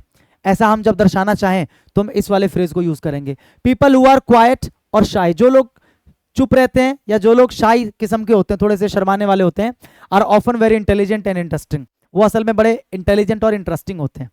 यानी कि जो डीप वाटर होता है, जो स्टिल वाटर होता है, यानी कि जो शांत पानी होता है ना, वो अक्सर गहरा होता है। ठीक है। हेस्ट इज वेस्ट, बता दिया। रशिंग थ्रू अ टास्क, मतलब किसी भी टास्क को रश करना, मतलब जल्दी जल्दी में करना जो है ना, कैन लीड टू मिस्टेक, मतलब उससे आप गलती ज्यादा कर सकते हो, और पुअर रिजल्ट, या फिर आपको जो रिजल्ट है वो बहुत ही क्या मिलेगा, खराब मिलेगा, ऐसी संभावना होती है। ठीक है। विच कैन वेस्ट टाइम, जिससे आपका टाइम भी वेस्ट होगा, एफर्ट भी वेस्ट होगा, और आपके रिसोर्सेज भी क्या होंगे, वेस्ट होंगे। ठीक है, हाँ कि ना। Wisdom is too high for a fool, wisdom का मतलब क्या होता है, समझदारी। विजडम इज टू हाई, मतलब जो समझदारी होती है ना, वो एक मूर्ख के लिए बहुत ऊंची चीज होती है, मतलब एक मूर्ख कभी समझदार नहीं हो सकता, इसलिए यूज करते हैं हम लोग। Foolish people are unable to understand और अप्रिशिएट विजडम और नॉलेज, जो मूर्ख लोग होते हैं वो समझदारी और ज्ञान को कभी भी अप्रिशिएट नहीं करते। तो जब भी हमें ऐसा बोलना हो कि यार तुम क्या मूर्ख हो, तुम्हें समझदारी की बात समझ नहीं आती, तुम्हें ज्ञान की बात समझ में नहीं आती, तो हम क्या बोलेंगे, तू रहने दे भाई, क्योंकि तू जानता है wisdom is too high for a fool, मतलब एक मूर्ख व्यक्ति को ना तो नॉलेज और ना ज्ञान, इनकी कोई कदर नहीं होती, मतलब नॉलेज की और समझदारी की कोई कदर नहीं होती है। Nothing succeeds like success, still waters run deep, haste is waste, wisdom is too high for a fool. ठीक है, इसका आंसर पता लग गया आपको, हेस्ट इज वेस्ट। कहां से है भाई सिचुएशन, यहां से सिचुएशन आपको दे रखा है। ठीक है। Playing fantasy games on internet is an easy way to make money quickly, an easy way to make money quickly, यानी कि एक आसान तरीका जिससे आप जल्दी जल्दी पैसा जो है वो कमा सकते हो या बना सकते हो, एक आसान तरीका जिससे आप जल्दी जल्दी पैसा कमा सकते हो, बना सकते हो। तो कौन सा इडियम है इसके लिए, in for a Penney in for a pound, ये पहले आ चुका है। फेयर एंड स्क्वायर पहले आ चुका है, बिगर फिश टू फ्राई भी पहले आ चुका है। मना मत कर देना, जाके पिछली क्लासेस में देख लो, अगर नहीं आया होगा ना तो मैं पढ़ाना ही छोड़ दूंगा। ठीक है। In for a Penney in for a pound, क्या मतलब होता है इसका, कि अगर आपने किसी काम को शुरू कर दिया है तो अब चाहे उस काम में कितनी भी कठिनाई आए, चाहे उस काम में कितना भी पैसा खर्च होने वाला हो, लेकिन आप उस काम को छोड़ोगे नहीं। यानी कि जब मैं इस काम में इन हुआ था, यानी कि जब मैं आया था तो मेरे पास पेनी थी, यानी कि चवन्नी थी। अब जब मेरे पास पाउंड है, यानी कि जब मेरे पास अठन्नी है, यानी कि चवन्नी से ज्यादा है, या चवन्नी से ज्यादा लग भी रहा है, मान लो खर्च भी करना पड़ रहा है, तो भी मैं इस काम को करूंगा। अगर मेरे पास पेनी थी तब भी मैं इस काम में था, आज मेरे को इस काम में पाउंड लगाना है, पेनी लगाना था तब भी मैं काम में था, पाउंड लगाना पड़ेगा तब भी मैं इस काम में रहूंगा। इसका मतलब अगर एक बार किसी काम को शुरू कर दिया तो चाहे कितनी भी प्रॉब्लम आ जाए, कितना भी पैसा लगे, लेकिन उस काम को पूरा करना। आ चुका है पहले, याद है। फेयर एंड स्क्वायर का मतलब क्या होता है, बिल्कुल ईमानदारी से, निष्पक्ष तरीके से। और बिगर फिश टू फ्राई का मतलब क्या होता है, जैसे आपके पास कोई छोटी छोटी मछली लेके आ रहा है फ्राई करने के लिए, तो आप क्या बोलते हो, भाई मेरे पास इससे भी बड़ी मछली है फ्राई करने के लिए। यानी कि आपके पास कोई छोटी छोटी प्रॉब्लम लेके आ रहा है, कोई आपको छोटी छोटी समस्याएं बता रहा है, और आप उसको बोलना चाहो कि भाई मेरे पास इससे बड़ी समस्याएं हैं, तो आप क्या बोलोगे, I have a bigger fish to fry. तो यहाँ पर फिश का मतलब रियल में फिश नहीं है, फिश का मतलब प्रॉब्लम है, काम है, कुछ भी हो सकता है। तो इसका आंसर क्या हो जाएगा, मेकिंग अ क्विक बक। अभी मैंने आपको बताया था बक वाला एक एग्जांपल आया था, पास द बक, याद है। तो बक का मतलब क्या होता है, पैसा। तो मेकिंग अ क्विक बक यानी कि जल्दी जल्दी बक्स, यानी कि पैसे कमाना। ठीक है। In for a Penney in for a pound, पता है आंसर, मना मत कर देना। Someone should finish a task, मतलब उसको टास्क फिनिश करना चाहिए किसी भी व्यक्ति को, इवन इफ इट्स डिफिकल्ट और एक्सपेंसिव, चाहे वो काम डिफिकल्ट हो जाए या फिर चाहे वो काम एक्सपेंसिव ही क्यों ना हो जाए, लेकिन अगर शुरू कर दिया है तो खत्म करना चाहिए। नॉट फेयर एंड स्क्वायर, अगर फेयर एंड स्क्वायर होता तो इसका मतलब क्या होता है, ईमानदारी पूर्ण या निष्पक्ष तरीके से, लेकिन यहां पर क्या है, नॉट फेयर एंड स्क्वायर, यानी कि ईमानदारी पूर्ण नहीं होगा, निष्पक्ष तरीके से नहीं होगा, पक्षपात होगा। तो समथिंग इज नॉट जस्ट, जो न्यायपूर्ण नहीं है, ईमानदार नहीं है और स्ट्रेट फॉरवर्ड नहीं है, मतलब जिसमें कोई बेईमानी है, कोई पक्षपात है, उसको बोलते हैं नॉट फेयर एंड स्क्वायर। अगर केवल फेयर एंड स्क्वायर होता तो क्या होता, something that is just honest, not हट जाता है यहां से, समथिंग इज जस्ट ऑनेस्ट या स्ट्रेट फॉरवर्ड, अगर वहां पे नॉट नहीं होता तो यहां पे क्या होता, नॉट हट जाता, ठीक है। मेकिंग अ क्विक बक, इसका मतलब क्या होता है, दे अर्न मनी या to earn a lot of money quickly, यानी कि जल्दी जल्दी बहुत सारा पैसा कमाना, एंड इजिली और आसानी से कमाना, जैसे जुए में लोग कमाते हैं कसिनो के अंदर, ठीक है। Often by doing something which is considered to be dishonest, खास करके कोई ऐसी चीज करके आप जल्दी जल्दी पैसा कमाते हो जिसको क्या माना जाता है, डिसऑनेस्ट, यानी कि बेईमानी वाला काम माना जाता है। बिगर फिश टू फ्राई का मतलब पता है, बिगर फिश टू फ्राई का मतलब to have something more important, मतलब मेरे पास कुछ और मोर ज्यादा इंपॉर्टेंट है, जो तुम मुझे काम दे रहे हो या जो तुम मुझे बता रहे हो मेरे पास उससे ज्यादा इंपॉर्टेंट चीजें हैं करने के लिए। समझ में आया, हाँ कि ना, आंसर तो पता लग गया इसका आपको। Select the most appropriate idiom for the following statement, ये स्टेटमेंट है, we should be together to fight any danger, otherwise separately we won't be able to fight, मतलब हम सबको साथ में रहना चाहिए, टू फाइट एनी डेंजर, किसी भी खतरे से लड़ने के लिए हम सबको साथ में रहना चाहिए, अदरवाइज वरना सेपरेटली, अगर हम सब सेपरेट हो जाएं, अलग अलग हो जाएं, तो we won't be able to fight, तो हम लड़ नहीं पाएंगे, अगर हम अलग अलग हो जाए तो हम लड़ नहीं पाएंगे। इसका मतलब क्या बोलना चाह रहा है कि हम सबको यूनाइटेड रहना चाहिए, अगर हम यूनाइटेड हैं तो प्रॉब्लम से लड़ लेंगे, यूनाइटेड नहीं है तो हार जाएंगे, ठीक है। तो क्या हो जाएगा idiom, nothing ventured nothing gained, या फिर a full purse makes the mouth speak, या united we stand divided we fall. तो पढ़ के पता लग रहा है, अगर नहीं भी याद होता तो पढ़ के बता देते कि अगर हम यूनाइटेड है तो हम खड़े हैं, अगर हम डिवाइड हो जाए तो हम गिर जाएंगे, यूनाइटेड है तो जीत जाएंगे, और अगर हम डिवाइड हो जाए तो हम क्या हो जाएंगे, हार जाएंगे, ठीक है। Well begun is half done, बाकी तीनों की मीनिंग समझते हैं, बहुत ही प्यारे प्यारे इडियम्स हैं भाई, बहुत ही प्यारे, और एग्जाम में आने की पूरी संभावना, बहुत ही प्यारे प्यारे इडियम्स हैं, ठीक है। चलो, पहला है nothing ventured nothing gained. Venture का मतलब क्या होता है, कोई रिस्क लेना, वेंचर का मतलब क्या होता है, कोई रिस्क लेना, कोई काम स्टार्ट करना, है ना। तो अगर आप कोई रिस्क लोगे ही नहीं, कोई काम स्टार्ट करोगे ही नहीं, तो क्या कभी आप कुछ गेन कर पाओगे, प्राप्त कर पाओगे, नहीं कर पाओगे। इसका क्या मतलब होता है, अगर आप किसी, जैसे if you don't risk anything, अगर आप कुछ रिस्क ही नहीं लोगे, यू वोंट गेन एनीथिंग, तो आपको कुछ मिलेगा ही नहीं। जैसे हर्षद मेहता वाली सीरीज के अंदर बोलता है ना, रिस्क है तो इश्क है, क्या बोलता है, रिस्क है तो इश्क है, ठीक है। यानी कि भैया अगर आप रिस्क लोगे तभी तो आपको कुछ प्रॉफिट मिल पाएगा, हाँ कि ना। यानी कि नथिंग वेंचर्ड नथिंग गेन्ड, कुछ वेंचर ही नहीं करोगे तो गेन क्या करोगे, कुछ नहीं कर पाओगे। अ full purse makes the mouth speak, अगर आपके पास एक पर्स है और वो पर्स फुल है, यानी कि भरा हुआ है, किससे, पैसे से, तो आपका जो मुंह है ना वो अपने आप ही क्या होगा, बोलेगा, आप दूसरे को अपने आप ही लेक्चर देना शुरू कर दोगे। यानी कि जो आपका भरा हुआ पर्स है वो क्या कर रहा है, वो आपको बुलवा रहा है। अगर आपका पर्स खाली तो आप शांत रहोगे, किसी को लेक्चर भी नहीं दे पाओगे, किसी को ज्ञान भी नहीं दे पाओगे, हाँ कि ना। तो अ full purse makes the mouth speak, आपका जो भरा हुआ पर्स है, आप चाहो ना चाहो लेकिन वो आपसे बुलवा देगा, यानी कि जब पर्स भरा रहेगा ना तो आपका मन करेगा किसको ज्ञान दूं, किसको बोल दूं, ठीक है। Used to suggest that wealth can be a source of power, कि जो वेल्थ होता है, वेल्थ का मतलब क्या है, धन दौलत, can be source of power, वो एक ऐसे पावर का सोर्स बन सकता है, एंड इन्फ्लुएंस का, मतलब जो आपका वेल्थ है वो आपके पावर का और आपके इन्फ्लुएंस का क्या बन सकता है, सोर्स बन सकता है। मतलब आपका पैसा आपको पावर भी देता है और इन्फ्लुएंस भी देता है, and that those who possess it, और जिन लोगों के पास ये होता है, क्या होता है, पैसा होता है, मे बी मोर विलिंग, वो ज्यादा इच्छुक होते हैं, टू शेयर देयर थॉट्स, अपने थॉट्स को शेयर करने के लिए, और आइडियाज विद अदर्स। जिनके पास पैसा होता है, जिनके पर्स भरे होते हैं, उनका ज्यादा मन करता है दूसरों के साथ आइडिया शेयर करूं, दूसरों को ज्ञान दूं, अपने थॉट शेयर करूं। लेकिन जो गरीब है वो ज्यादा बोलता नहीं, दूसरों को ज्यादा ज्ञान नहीं देता, क्योंकि लोग उससे बोल देंगे ना कि भाई तेरे पास क्या है, ठीक है। United we stand divided we fall, people are stronger and more likely to succeed when they work together, मतलब लोग मजबूत होते हैं, and are more likely to succeed, और उनके सक्सेस होने की संभावना बढ़ जाती है कब, व्हेन दे वर्क टुगेदर, जब वो साथ में काम करते हैं, as a team, rather than when they are separated और डिवाइडेड। अगर वो सेपरेटेड डिवाइड होकर काम करेंगे तो ज्यादा सक्सेस होने की संभावना नहीं होती है। Well begun is half done, कहते हैं ना कि अगर किसी काम की शुरुआत अच्छी हो जाए तो इसका मतलब समझो कि आधा काम तो निपट ही गया। वेल बिगन, अगर किसी काम को अच्छे से बिगिन किया गया है, वेल मतलब अच्छे तरीके से, तो इज हाफ डन, तो इसका मतलब समझो कि आधा काम तो वैसे ही हो गया। लेकिन अगर काम की शुरुआत ही गलत हो जाए तो मतलब वो काम आपके लिए बहुत भारी लगने लगेगा, ठीक है।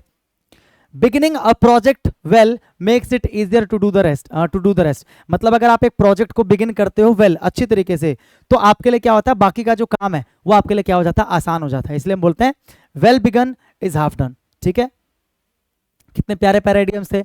अगर याद नहीं करोगे तो पाप लगेगा कि नहीं लगेगा, बताओ, हाँ कि ना।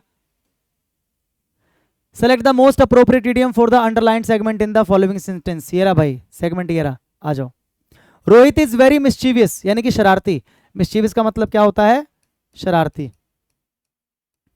And always annoys his teacher. Rohit जो है ना बड़ा शरारती है, हमेशा अपने टीचर को अनॉय करता है, परेशान करता है। तो एक तो अनॉय का मतलब अभी आपने पढ़ा था, रब द रॉन्ग वे, है ना। तो यहां पर अगर दे दिया होता कि Rohit is very mischievous and always rubs his teacher the wrong way, rubs his teacher the wrong वे, इसका मतलब परेशान करता है। लेकिन यहां पर ऐसा कुछ दे नहीं रखा रब वाला एग्जाम्पल। देखो, gets in his teacher's hair, या put his shoulder to the wheel, या storm in a teacup, या leads up to the garden path. आओ, 4 इडियम दे रखे हैं, समझते हैं। गेट्स इन समवंस हेयर या गेट इन समवंस हेयर, इसका क्या मतलब होता है।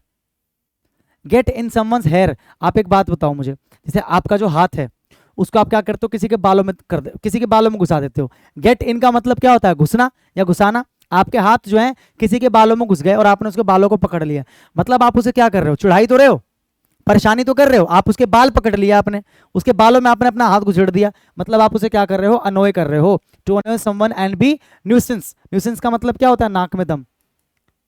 नाक में दम मतलब किसी को परेशान करना और किसी के लिए नाक में दम बन जाना। तो यहाँ पर वही तो बात हो रही है कि रोहित इतना शरारती है और वो अपने टीचर को हमेशा परेशान करता है, मतलब he gets in his teacher's hair, हमेशा अपने टीचर के बालों में हाथ घुसा देता है। लिटरल मीनिंग मत लेना, कहीं सच में सोचो कि बाल में हाथ घुसाता है, यहां पर इसका मतलब है परेशान करता है। ठीक है, पुट हिज या वंस, पुट हिज कह लो या वंस कह लो, put his shoulders to the wheel, क्या मतलब होता है इसका।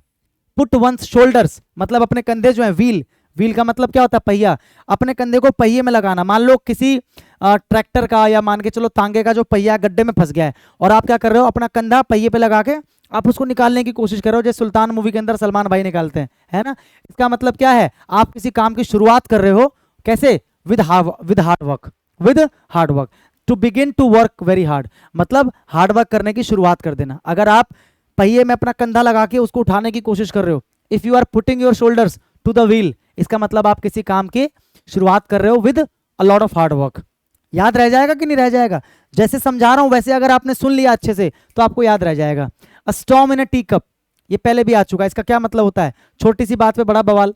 जैसे एक टी कप के अंदर एक इतना बड़ा स्टॉर्म जो होता है, तूफान जो होता है, आ सकता है क्या, नहीं आ सकता। इसका मतलब है कि छोटी सी बात पे बड़ा बवाल। A situation in which people are very angry और upset about something that is not important, मतलब किसी ऐसी चीज को लेकर क्या होते हैं, गुस्सा होते हैं या उदास होते हैं जो कि इतना इंपॉर्टेंट नहीं है। अगला, lead up the garden path, lead up the garden path, lead का मतलब क्या होता है, किसी को रास्ता दिखाना, किसी को लीड करना, जो लीड करता है वही तो लीडर होता है। अब मैं किसी को लीड करता हुआ लेके जा रहा हूं, मैं किसी को लीड करता हुआ लेके जा रहा हूं और मैंने उसको बोला कि देख भाई यही है गार्डन का पाथ, यानी कि गार्डन का रास्ता, और असल में जंगल के बीचों बीच खड़े हम, जंगल के बीच में जो रास्ता होता है, मैंने बोला भाई हाथ पकड़ के आ जा, मैं तुझे लीड कर रहा हूं, ये जो है ना रास्ता, यही गार्डन का पाथ है। I am leading him to the garden path, इसका मतलब मैं क्या कर रहा हूं, मैं उसे धोखा दे रहा हूं, मैं उसे मिसलीड कर रहा हूं, हाँ कि ना।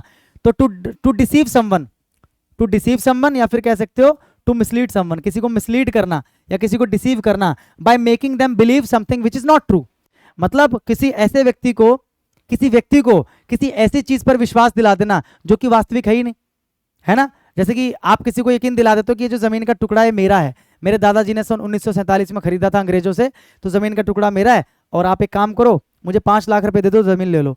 आपने ऐसे ऐसे तिगड़म निकाले, नकली पेपर वगैरह बना लिए, सब कुछ आपने बंदे रेडी कर दिए जो बता रहे हैं कि हाँ ये इनकी जमीन है, और आपने एक ऐसी चीज पे उसको भरोसा दिला दिया जो कि वास्तविक नहीं है, और आपने उसको क्या किया, धोखा दिया, यानी कि आपने उसे क्या किया, you led him to the garden path, you led him to the garden path. ठीक है, अब आपको बताना था इसका आंसर, बता दिया, गेट्स इन टीचर्स हेयर। अगला, the child played the video game as much as he wanted to, आपको बताना है कि इसका क्या इडियम हो सकता है। As much as he wanted to मतलब बच्चे ने उतना वीडियो गेम खेला जितना वो चाहता था, as much as he wanted to, तो क्या होगा, to his heart's content, to gild the pill, to kick the bucket या टू अज्यूम एयर्स। तो चारों की मीनिंग देख लेते हैं एक बार। To his heart's content, his कह लो या वंस कह लो, हिज कह लो या वंस कह लो, इसका मतलब होता है जी भर के। इसका मतलब क्या होता है? जी भर के। To one's heart's content, content का मतलब क्या होता है? संतुष्टि। कंटेंट का मतलब क्या होता है? संतुष्टि, मतलब अपने दिल की संतुष्टि तक। अगर आप किसी भी काम को कर रहे हो, टू योर हार्ट्स कंटेंट, मतलब जब तक आपका दिल मानता है, जब तक आपका दिल ना कहते कि छोड़ दे तब तक आप नहीं छोड़ते, यानी कि जब तक दिल करता है तब तक, जी भर के। अनटिल वन फील सेटिस्फाइड, जब तक आप सेटिस्फाइड फील नहीं करते तब तक, उसको बोलते हैं टू वंस हार्ट्स कंटेंट। अगला है टू गिल्ड द पिल, अभी आया था, किसी ऐसी चीज को अट्रैक्टिव बना देना जो कि असल में क्या है? अनप्लेजेंट है, उसको आपने क्या बना दिया? अट्रैक्टिव बना दिया, या फिर कह सकते हो सीम मोर एक्सेप्टेबल। पहले वो एक्सेप्टेबल नहीं था, लेकिन आपने उसको ऐसा बना दिया जो क्या बन गया? एक्सेप्टेबल। क्या बन गया? एक्सेप्टेबल। ठीक है,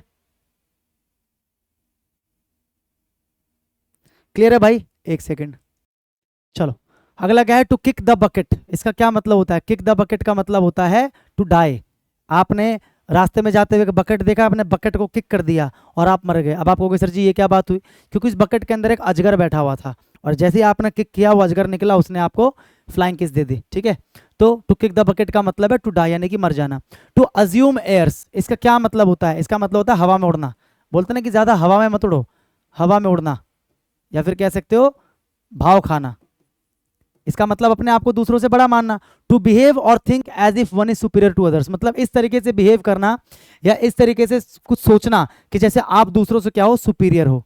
जैसे कोई व्यक्ति ऐसे बिहेव कर रहा है, हाँ ठीक है इस ये काम हो गया, काम करो, जबकि आप दोनों इक्वल रैंक पे ऑफिस में, और आप ऐसे बिहेव करो ये काम मुझे शाम तक चाहिए, तो आप क्या बोलोगे? भाई डू नॉट अज्यूम एयर्स, ज्यादा हवा में मत उड़, ठीक है, भाव मत खा ज्यादा, अपने आप को सुपीरियर मत समझो। ठीक है, तो इसका आंसर क्या हो जाएगा? टू हिज हार्ट्स कंटेंट, यानी कि दिल जी भर के खेला उसने, as much as he wanted to. ठीक है, याद हो जाएगा मेरे लाल।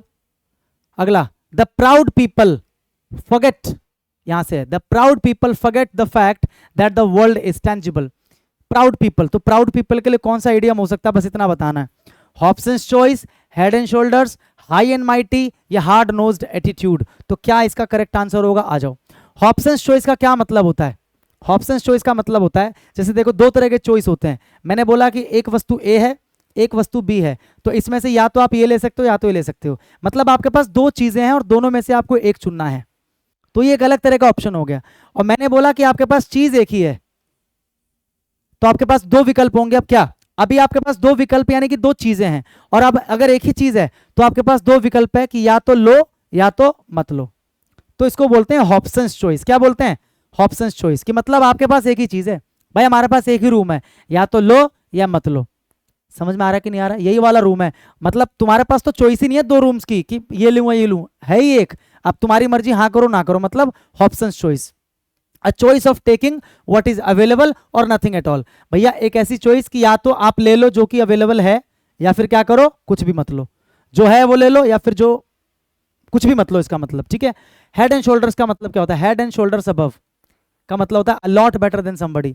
अगर आप किसी को बोलते हो ना कि he is head and shoulders above him या हर या me, he is head and shoulders above me, यानी कि वो हेड के मामले में, शोल्डर के मामले में मुझसे ऊंचा है, इसका मतलब वो क्या है? वो मुझसे सुपीरियर है, वो मुझसे बेटर है। अगर किसी का हेड और शोल्डर आपसे अबव है, मतलब वो आपसे अच्छा है, वो आपसे बेटर है, ऐसे याद करो इसको। ठीक है, हाई एंड माइटी का मतलब क्या होता है? हाई एंड माइटी का मतलब होता है कंसीटेड या हॉटी, दोनों का मतलब क्या होता है? घमंडी। हाई एंड माइटेड का मतलब घमंडी। हार्ड नोज्ड एटीट्यूड, यानी हार्ड नोज्ड, अगर आप केवल हार्ड नोज्ड बोलते हो, इसका मतलब होता है नकचड़ा, मतलब जो हमेशा चिड़चिड़ चिड़चिड़ करता रहता है, कुछ भी दे दोगे तो प्यार से एक्सेप्ट नहीं करेगा, उसमें कमी निकालना शुरू कर देगा। बीइंग टफ, जो टफ बने, जिद्दी बन जाए और अनकॉम्प्रोमाइजिंग बन जाए, मतलब किसी भी परिस्थिति में कॉम्प्रोमाइज नहीं करना जानता, ऐसे व्यक्ति को बोलते हैं हार्ड नोज्ड। क्या बोलते हैं? हार्ड नोज्ड, स्टबन कह लो, अनकॉम्प्रोमाइजिंग कह लो। हाई एंड माइटी समझ में आ गया, जो अपने आप को ज्यादा हाई समझता है, यानी कि जो घमंडी है। हेड एंड शोल्डर अबव, मतलब किसी का हेड किसी का शोल्डर आपसे अबव है, मतलब वो आपसे क्या है? बेटर है। और हॉब्सन्स चॉइस का मतलब कि जो है या तो वो लो या कुछ भी मत लो। तो यहां पर क्या बोला है? प्राउड पीपल, तो प्राउड का मतलब कहीं ना कहीं घमंडी की बात हो रही है, तो हाई एंड माइटी। ठीक है, क्विर पिच, क्विर पिच का मतलब क्या होता है? क्विर पिच का मतलब होता है किसी के किए कराए प्रयास पे, कहते हैं ना किए कराए पे पानी फेर देना। क्वियर पिच का मतलब क्या होता है? किए कराए पे पानी फेर देना, यानी कि किसी के बने बनाए काम को बिगाड़ देना। किए कराए पे पानी फेर देना मतलब किसी के बने बनाए काम को बिगाड़ देना, क्वियर पिच। ठीक है, तो क्या हो जाएगा? Make a weird request, make a lot of progress, act out of normal, या spoil somebody's chance of doing something. ये रहा मतलब स्पॉइल, स्पॉइल का मतलब बिगाड़ देना, somebody's chance of doing something मतलब कुछ करने का किसी के पास एक चांस था लेकिन आपने उसके चांस को बिगाड़ दिया, आपने उसके चांस को छीन लिया। तो आपने क्या किया? आपने क्या? You queered his pitch, you queered his pitch मतलब आपने उसकी पिच को क्या कर दिया? खराब कर दिया। अच्छा खासा उसके पास मौका था, उस पिच पे खेलता और बहुत स्कोर करता, लेकिन आपने क्या कर दिया? किए कराए पे पानी फेर दिया। ठीक है, select the most appropriate idiom for the underlined segment. Richa was provoking her neighbours, Richa जो है अपने पड़ोसियों को प्रोवोक यानी कि भड़का रही थी, अगेंस्ट हर मेड, उसकी मेड शांता के खिलाफ, who spoke against her but none of them responded, लेकिन पड़ोसियों ने कोई रिस्पॉन्ड नहीं, कुछ भी रिस्पॉन्ड नहीं किया। ठीक है, यानी कि भड़काने का काम हो रहा है यहाँ पर, तो भड़काने वाला आइटम ढूंढो। स्मेल अ रैट या एग ऑन, याद करो अभी आया था, तो मैं हमेशा बोलता हूं ना, रिपीट होता है कि नहीं होता है? अभी बताया था एग ऑन का मतलब क्या होता है? किसी को भड़काना या उकसाना, एग ऑन, है ना। Smell a rat, carry the conviction, rise like a Phoenix, क्या मतलब होता है इसका? स्मेल अ रैट का मतलब होता है कि कुछ शक होना, आपको शक होना कि कुछ गड़बड़ है। आई can smell a rat here मतलब इतनी अच्छी अच्छी बातें कर रहा है मुझसे ये, मतलब आई can smell a rat here मतलब मुझे कुछ गड़बड़ लग रही है यहाँ पर। कल तक तो मुझे गाली गलौज देके बात करता था, आज अच्छी अच्छी बात कर रहा है, मतलब आई कैन स्मेल अ रैट मतलब जैसे बिल्ली को एक चूहे की बदबू आ जाती है, उसे पता लग जाता है कि आसपास ही है, ऐसे ही आपको पता लग गया कि कुछ गड़बड़ है। आई कैन स्मेल अ रैट, मुझे पता लग रहा है कि यहाँ कुछ गड़बड़ है। To recognise that something is not as it appears मतलब आप पहचान लेते हो, आप पहचान लेते हो कि something is not as it appears, कि कोई चीज जैसी दिख रही है वैसी नहीं है। मतलब ये मुझसे प्यार से बात कर रहा है लेकिन मैं समझ गया हूं कि जैसा ये दिख रहा है वैसा है नहीं अभी। टू बी और that something dishonest is happening, या फिर आपको पता लग जाए कि कुछ ना कुछ तो डिसऑनेस्ट यानी कि बेईमानी वाला काम जो है वो हो रहा है, तो I can smell a rat. Egg on का मतलब बता दिया था मैंने, to encourage someone to do something, especially something that might be foolish or dangerous, कुछ गलत करने के लिए किसी को एनकरेज करना। ठीक है, egg on. Carry the conviction, it is likely to be true or likely to be believed मतलब अगर मैं बोलूं कि माई स्टोरी या my points carry the conviction, my points carry the conviction यानी कि जो मेरे पॉइंट्स हैं उनमें कन्विक्शन है। कन्विक्शन का क्या मतलब होता है? जब आप किसी भी बात को थोड़ा सा प्रेशराइज करके बोलते हो, बड़े ही विश्वास के साथ बोलते हो, उसको बोलते हैं कन्विक्शन के साथ। क्या बोलते हैं? कन्विक्शन के साथ, बड़े विश्वास के साथ, है ना। तो अगर मैं बोल रहा हूं कि माई पॉइंट्स कैरी द कन्विक्शन मतलब मेरे पॉइंट्स जो है ना उनमें कन्विक्शन है, मतलब उनमें एक सच्चाई है, उनमें एक वास्तविकता है, तो it is likely to be true or likely to be believed, है ना। समझ में आ रहा है? जैसे हिज स्टोरी कैरीज कन्विक्शन मतलब ये जो कहानी बता रहा है ना बंदा, इसमें कुछ ना कुछ सच्चाई है, मतलब it is likely to be true, इसकी कहानी या तो सच है या फिर ऐसी है जिस पर भरोसा किया जा सकता है। Rise like a Phoenix, Phoenix का मतलब होता है, फिनिक्स का मतलब होता है एक इमेजिनरी बर्ड होता है। फिनिक्स, फिनिक्स जो होता है ना एक इमेजिनरी बर्ड होता है, इसके बारे में कहा जाता है, मतलब कई सारी किताबों में, नॉवेल्स में इसके बारे में आपको पढ़ने को मिलेगा। फिनिक्स के बारे में कहा जाता है कि मतलब फिनिक्स को अगर आप जला दोगे, फिनिक्स अगर मर जाए उसको अगर आप जला दो तो वो अपनी राख से दोबारा जन्म ले लेता है, अपनी राख से। तो ये किस चीज का प्रतीक हुआ? एक पक्षी जो मरने के बाद, मरने का मतलब यहां पर क्या है? हार गया और अपनी राख से दोबारा खड़ा हो गया। इसका मतलब क्या है? ये आप किसी को कब बोलते हो? कोई व्यक्ति जब हार गया, डिप्रेस्ड हो गया और डिप्रेस्ड होकर बैठ गया, हार के चुपचाप बैठ गया, तो आप उसको अगर बोलोगे कि यार हार के बैठ मत, अपनी हार से सीख ले और दोबारा से खड़ा हो, तो आप क्या बोलोगे? Hey brother rise like a phoenix. जैसे फिनिक्स क्या करता है? अपनी राख से खड़ा हो जाता है उठ के, ऐसे ही आप भी परेशानी में उठ के खड़े हो जाओ, यानी कि अ सिंबल ऑफ होप, यानी कि उम्मीद का सिंबल होता है, ये होप का सिंबल होता है। A symbol of hope, hope का सिंबल होता है of life and better things to come, कि मतलब भैया जिंदगी में होप है, इस चीज का संदेश होता है फिनिक्स। या फिर कह सकते हो बेटर थिंग्स टू कम, यानी कि लाइफ में अच्छी चीजें भी आने वाली है, इस चीज का संकेत होता है Phoenix. Born from the knowledge and experience of difficult times and challenging circumstances, देखो कितना अच्छा एक्सप्लेनेशन है। Born from the knowledge and experience of difficult times मतलब जो कठिन समस्याओं के दौरान जो आपने नॉलेज प्राप्त किया, जो आपने एक्सपीरियंस प्राप्त किया, जो आपने एक्सपीरियंस प्राप्त किया अपने चैलेंजिंग सर्कमस्टांसेस के दौरान, मतलब जो चैलेंजिंग हालात थे या जो डिफिकल्ट टाइम से उसके दौरान जो आपने नॉलेज प्राप्त की, जो आपने एक्सपीरियंस लिया, उसी नॉलेज और एक्सपीरियंस की मदद से क्या करो, अब उस प्रॉब्लम से बाहर निकलो, यानी कि rise like a Phoenix, rise like a Phoenix. ठीक है, select the most appropriate option that can substitute the underlined segment in the given sentence। यहां से शुरू है। Tourist from all around the world, all around the world मतलब पूरे संसार से, visit Agra to see the Taj Mahal. तो ever and anon, cut and ride, few and far या फार एंड वाइड। आ जाओ। एवर एंड एनॉन का क्या मतलब होता है? एवर एंड एनन का क्या मतलब होता है? Occasionally or from time to time. Occasionally का मतलब किसी किसी अवसर पे या किसी किसी समय, हमेशा नहीं, किसी किसी समय, ओकेजनली। Ever and एनन। ठीक है। कट एंड राइड का क्या मतलब है? कट एंड राइड, जैसे मान के चलो आलू को मैंने कट कर दिया और उसको मैंने सुखा भी दिया, ड्राई भी कर दिया, यानी कि अगर मैं बोलूँ this is cut and ride, मतलब कट भी किया जा चुका है और सूख भी चुका है, मतलब रेडी है। कट एंड राइड का मतलब रेडी है।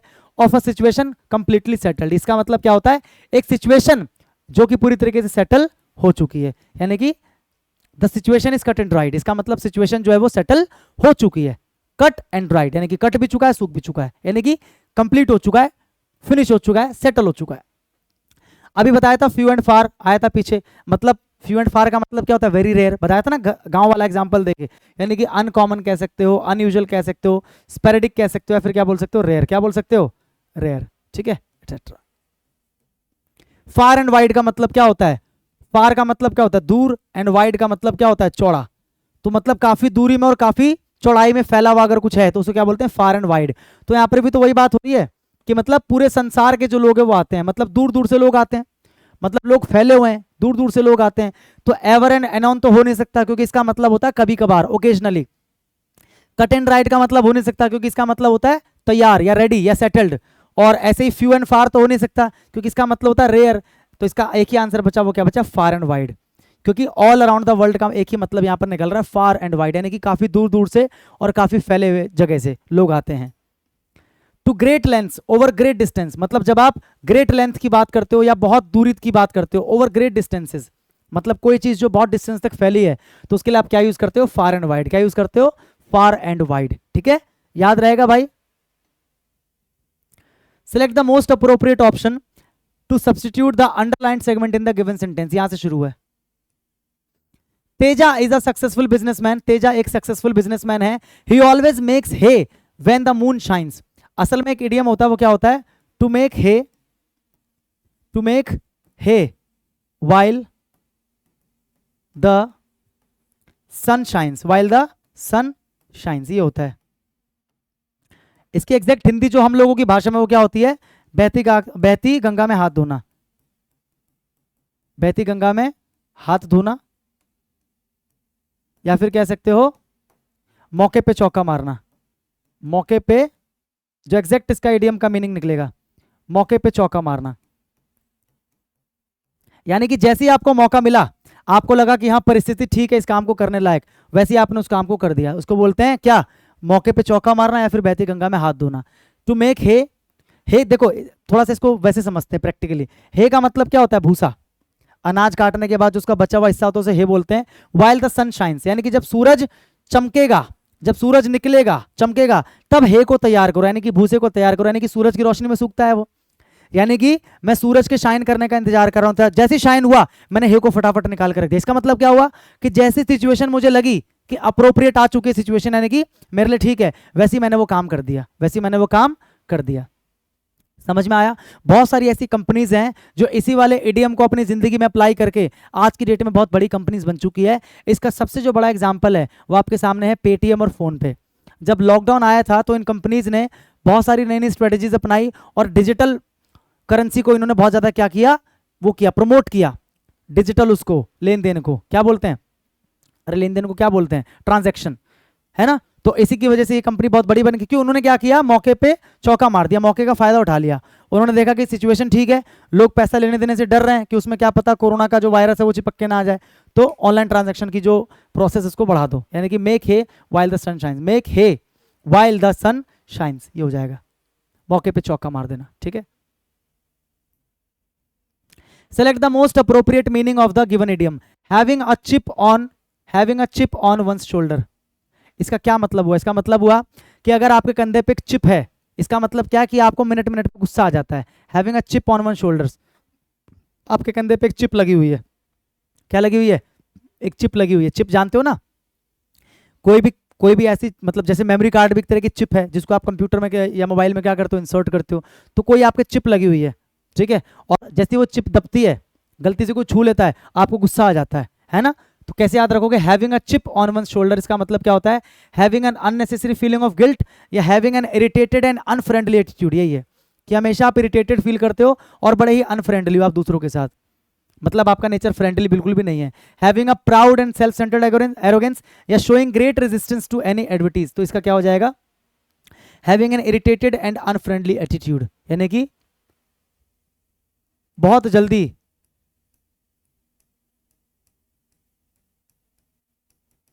गुस्सा होने वाला, बहुत जल्दी गुस्सा होने वाला या भाई साहब वाली, ठीक है। टर्न हिज हैंड टू, क्या मतलब होता है? To resolve, to adapt or apply, to try new things, to try hard. To turn his hand to resolve, to adapt or apply to, या फिर टू ट्राई न्यू थिंग्स, या फिर to try hard. अगर देखो मैंने आपको ना turn वाले एक दो और इडियम्स करवा रखे हैं। एक मैंने आपको करवाया to turn one's ear, to turn one's deaf ear, याद है? एक आपको मैंने करवाया था to turn one's deaf ear. एक मैंने आपको कराया था turn one's blind eye, blind eye, ये दो मैंने आपको करवाए थे। अगर आप किसी के प्रति अपना जो डेफ ईयर है, जो जिस कान से आपको सुनाई नहीं देता, वो आप टर्न कर रहे हो, इसका मतलब आप उसकी बात को अनसुना कर रहे हो, सुनना नहीं चाह रहे हो जानबूझ के।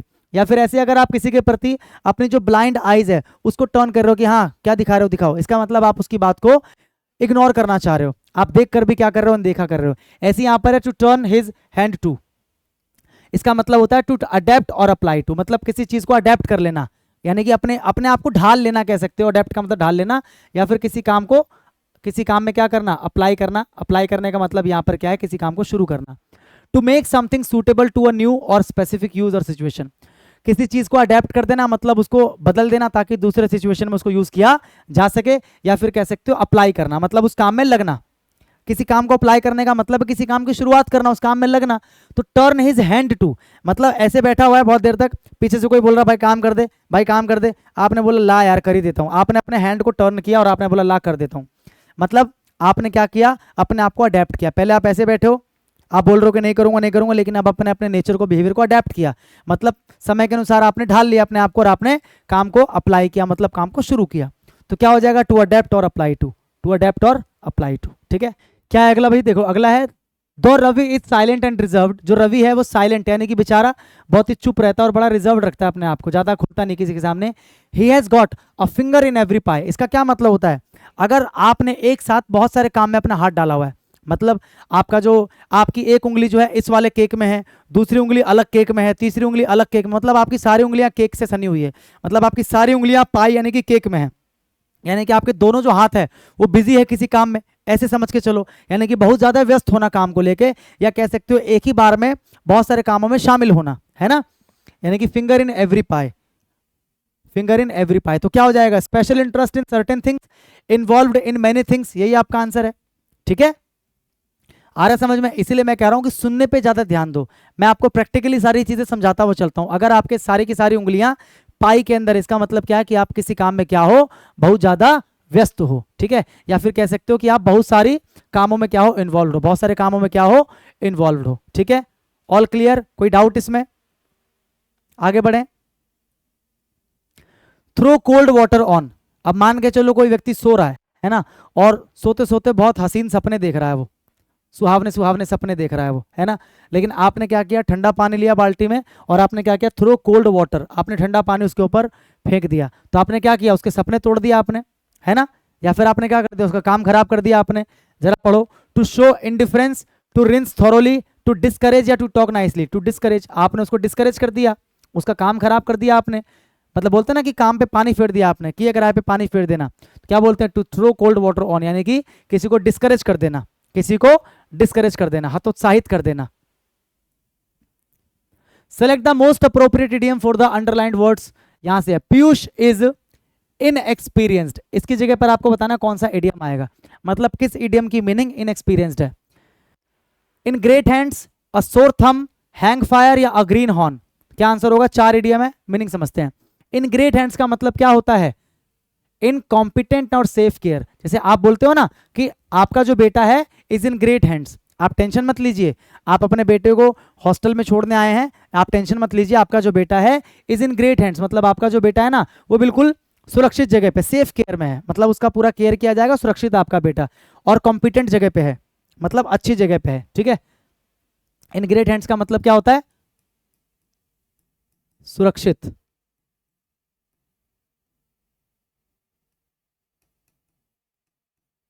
ठीक है, अ sore thumb, a sore thumb, someone और something is very noticeable usually in an unpleasant way. A sore thumb का मतलब क्या होता है? सोर का मतलब क्या होता है? सूजा हुआ। सोर का मतलब क्या होता है? सूजा हुआ कह सकते हो या जख्मी कह सकते हो। तो आपका जो थंब है, जो अंगूठा है, वो या तो सूजा हुआ है या फिर मान लो जख्मी है, तो इजीली लोग उसको नोटिस कर सकते हैं ना। हाँ कि ना, आप पार्टी में जा रहे हो, लोगों से मिल रहे हो, हाथ मिला रहे हो, तो लोगों का ध्यान जाएगा ना उस पर। यानी कि कोई ऐसी चीज या कोई ऐसा व्यक्ति इज वेरी नोटिसेबल, जो बहुत ज्यादा नोटिसेबल है, मतलब उसको बहुत ज्यादा नोटिस किया जाता है, यूजुअली इन एन अनप्लेजेंट वे, खास करके बुरी तरीके से या गलत वे में, अनप्लेजेंट तरीके से उसको नोटिस किया जाता है। समझ में आ रहा है? हाँ कि ना, जैसे एक व्यक्ति जो है ना रोड पे उल्टी सीधी हरकतें कर रहा है, बदमाशी कर रहा है, तो लोग उसको बहुत ज्यादा नोटिस करते हैं, और उसको नोटिस क्यों कर रहे हैं? अनप्लेजेंट चीजों की वजह से नोटिस कर रहे हैं।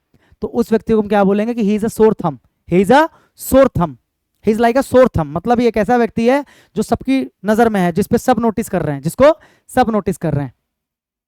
हैंग फायर, हैंग फायर का क्या मतलब है? To delay making a decision, मतलब आपने क्या किया? Hang fire. यहां पर फायर का मतलब अब लालटेन समझ लो, फायर का मतलब क्या समझ लो? लालटेन समझ लो, क्योंकि लालटेन के अंदर फायर होती है। आपने क्या किया? लालटेन को लेके आपने हैंग कर दिया, मतलब आपके हाथ में लालटेन है, आपका दोस्त आपको बोल रहा है कि यार एक काम करना, मतलब वहाँ मेरा मोबाइल फ़ोन जो है ना वहाँ खेत में गिर गया है, तो एक बार लालटेन लेके चलना, उसको ढूंढते हैं। आपने क्या बोला? यार एक काम करना, लालटेन टांग इधर, आराम से बाद में चलेंगे। आपने क्या किया? लालटेन को हैंग कर दिया, मतलब आपने काम को पोस्टपोन कर दिया, काम को टाल दिया, है ना। To delay making a decision, मतलब डिसीजन लेने में क्या कर रहे हो? आप डिले कर रहे हो। अगर आप बोलते हो कि I hang the fire, I hang the fire, या I hung the fire, sorry, I hung the fire, इसका क्या मतलब हुआ? कि मैंने काम को डिले कर दिया, या मैंने डिसीजन लेने में क्या कर दी? देरी कर दी। अ ग्रीन हॉर्न का मतलब क्या होता है? एक नवसिखुआ, एक इनएक्सपीरियंस्ड पर्सन, जिसको एक्सपीरियंस नहीं है। A usually permanent climate controlled structure enclosed as by glass और multiple layers of plastic and used. ये क्या लिख दिया मैंने? ये गलत लिख दिया गया है, टाइपिंग एरर है। ठीक है, आप यहां पर सीधा सीधा क्या लिखोगे? An inexperienced person. क्या लिखोगे? एन इनएक्सपीरियंस्ड पर्सन, मतलब कोई ऐसा व्यक्ति जिसको अभी अनुभव नहीं है, जिसको अनुभव की क्या है? कमी है, तो उसे क्या बोलेंगे? A greenhorn. In safe hands का मतलब समझ में आ गया आपको? सोर थंब का मतलब समझ में आ गया? कोई व्यक्ति या कोई चीज जो इजीली नोटिसेबल है, खास करके गलत काम के लिए। हैंग फायर का मतलब क्या हो गया? डिसीजन लेने में देरी कर देना। और ग्रीन हॉर्न का मतलब क्या हो गया? इनएक्सपीरियंस्ड। तो क्या आंसर हो जाएगा? यहां पर बोला है इनएक्सपीरियंस्ड, यानी कि ग्रीन हॉर्न। ठीक है, याद रखना, in great hands, a sore thumb, hang fire, a greenhorn. आगे बढ़े। शी हैज बीन, एक सेकेंड, हाँ भाई देखें आगे, अगला है she is been beating around the bush. ये पहले आ चुका है भाई, नया नहीं है, ये मैं करवा चुका हूँ। बीट अराउंड द बुश का क्या मतलब होता है? मैंने इस तरीके से आपको समझाया था अपने तरीके से, कि जब आप बैट बॉल खेलते थे बचपन में, तो जब बॉल झाड़ी में चली जाती थी, है ना, तो क्या करते थे? बैट से उसको बीट करते थे, झाड़ी को मारते थे। लेकिन अगर मान के चलो आप गए और आप झाड़ी के अराउंड, यानी कि झाड़ी के चारों ओर ऐसे बैट घुमा रहे हो, मतलब झाड़ी को नहीं बीट कर रहे हो, झाड़ी के चारों ओर क्या कर रहे हो? बैट को बीट कर रहे हो। तो यानी कि आप क्या कर रहे हो? आप मेन चीज पे ना आकर, आप मेन बात पे ना आकर इधर उधर की बातें कर रहे हो, घुमा फिरा के बातें कर रहे हो। तो क्या हो जाएगा? Avoiding to talk directly about a topic or issue, मतलब किसी भी टॉपिक के बारे में या इशू के बारे में डायरेक्ट नहीं बोलते आप, डायरेक्ट आप नहीं बोलते, आप क्या करते हो? अवॉइड करते हो। क्या करते हो? अवॉइड करते हो। ठीक है, किसी भी टॉपिक या इशू के बारे में। ठीक है, अगला, it's not polite to blow your own trumpet. ये भी पहले आ चुका है। To blow one's own trumpet का मतलब क्या होता है? अपने मुंह में या मिट्ठू बनना, मतलब अपनी खुद की तारीफ करना। तो क्या हो जाएगा? ब्रैग वंस ओन अकॉम्प्लिशमेंट्स, मतलब ब्रैग का मतलब क्या होता है? डींगे मारना, बड़ा चढ़ा के बोलना। वंस ओन अकम्प्लिशमेंट मतलब अपनी खुद की जो अकम्प्लिशमेंट है, अचीवमेंट्स है, उसके बारे में क्या करना, बड़ा चढ़ा के बताना, डींगे मारना, ठीक है। क्राई फॉर द मून, ये भी पहले आ चुका है, मैं भी शायद। क्राई फॉर द मून मतलब आप रो रहे हो कि नहीं मुझे तो मून चाहिए, मुझे तो मून चाहिए, मारूंगा एक रैप्टा कान के नीचे देके। क्यों? क्योंकि आप एक ऐसी चीज की मांग कर रहे हो जो कि देना पॉसिबल नहीं है। आप एक ऐसी चीज की डिमांड कर रहे हो जिसको देना पॉसिबल नहीं है, यानी कि क्या हो जाएगा, to start performing better, to have patience, to desire the unattainable मतलब ऐसी चीज की इच्छा रखना जो क्या है, अनअटेनेबल है, मतलब जिसको अटेन नहीं कर सकते, जिसको प्राप्त नहीं कर सकते। Is that clear? हाँ कि ना? अगला, टू कट कॉर्नर्स, ये भी पहले आ चुका है, ये रिपीट कैसे हो गया भाई? होने तो कोई बात नहीं, इससे पता लग रहा है कि हाँ ऑथेंटिक है। कट कॉर्नर्स का मतलब मैंने आपको बताया था, जैसे एक रोड का कॉर्नर है ये, ठीक है, ये रोड है और यहाँ पे मान के चलो बिल्डिंग है, ठीक है, होता है ना कॉर्नर पे ऐसे रोड कटती है। तो आप क्या कर रहे हो, आपने देखा यार यहाँ पर जाम लगा हुआ है, तो आपने क्या किया, इस कॉर्नर को कट करके डायरेक्ट अपनी बाइक आप यहाँ से ले गए, यानी कि आपने रिस्क लिया ना। आपने क्या लिया, रिस्क लिया। और आपने क्या किया, किसी काम को जल्दी जल्दी में करने की कोशिश की, मतलब आपने सोचा लंबा रास्ता है, इससे अच्छा कॉर्नर को कट कर दो, ये जो कॉर्नर है इसे क्या कर दो, कट कर दो। तो आपने क्या किया, किसी काम को शॉर्टकट से करने की कोशिश की, अपना टाइम बचाने के लिए, एफर्ट बचाने के लिए, एनर्जी बचाने के लिए। तो क्या होगा, अवॉइड समवन और समथिंग इंटेंशनली, या फिजिकली कट अ कॉर्नर, या take a shortcut for easy way out in order to save efforts, अपने एफर्ट्स को बचाने के लिए आसान रास्ता जब आप चुनते हो उसको बोलते हैं to cut corners. Have a narrow escape, इसका मतलब होता है बाल बाल बचना, बाल बाल बचना, ठीक है। हैव अ नैरो एस्केप यानी कि बाल बाल बचना। तो only just succeed in doing something, या likely to fall in the near future, या डू समथिंग वेरी रिस्की, या just manage to avoid danger और ट्रबल, मतलब किसी भी डेंजर को या ट्रबल को क्या करना, जस्ट मैनेज टू अवॉइड, मतलब बाल बाल यानी कि बहुत कम मार्जिन से कह सकते हो, या फिर बहुत ही मतलब कह सकते हो एक ऐसे लेवल की, मतलब जहां से निकलना मुश्किल था लेकिन आप किसी ना किसी तरीके से बच के निकल गए। अगर थोड़ा सा भी सिचुएशन इधर या उधर होता, टाइम इधर या उधर होता, तो शायद आपके ऊपर वो हैवी पड़ सकता था, आप उसमें फंस सकते थे। यानी कि आपने किसी तरीके से क्या किया, बस मैनेज कर लिया, वही बहुत बड़ी बात है। Just manage to avoid danger और ट्रबल, यानी कि बाल बाल बचना, समझ गए, नैरो एस्केप। अगला, select the most appropriate idiom. देखो, the childhood days are peaceful days, peaceful days of, इसका आपको बताने की कौन सा इडियम जो है इस ये वाली मीनिंग देगा आपको पीसफुल डेज। तो एक तरह का हेल्क्योन डेज, एक तरह का लाइव वायर, एक तरह का है ऑल ईयर्स, और एक तरह का हार्ड एंड फास्ट डेज, ठीक है। अब पहली बात तो थोड़ा सा ना गलत गलत तरीके से यहाँ पर फॉर्म करके दे रखा है इडियम्स को, मैंने सही करके आपको समझा दिया, आ जाओ। एक होता है आपका हेल्क्योन डेज, क्या होता है, हेल्क्योन डेज। हेल्क्योन डेज का मतलब होता है a time in the past that was specially happy और सक्सेसफुल, हैप्पी और सक्सेसफुल, ठीक है। मतलब पास्ट का कोई ऐसा समय जो बहुत ज्यादा क्या था, आपके लिए हैप्पी मोमेंट था, या फिर आपके लिए कह सकते हो सक्सेसफुल मोमेंट था, है ना, यानी कि कह सकते हो शांति भरे दिन, अच्छे दिन, है ना।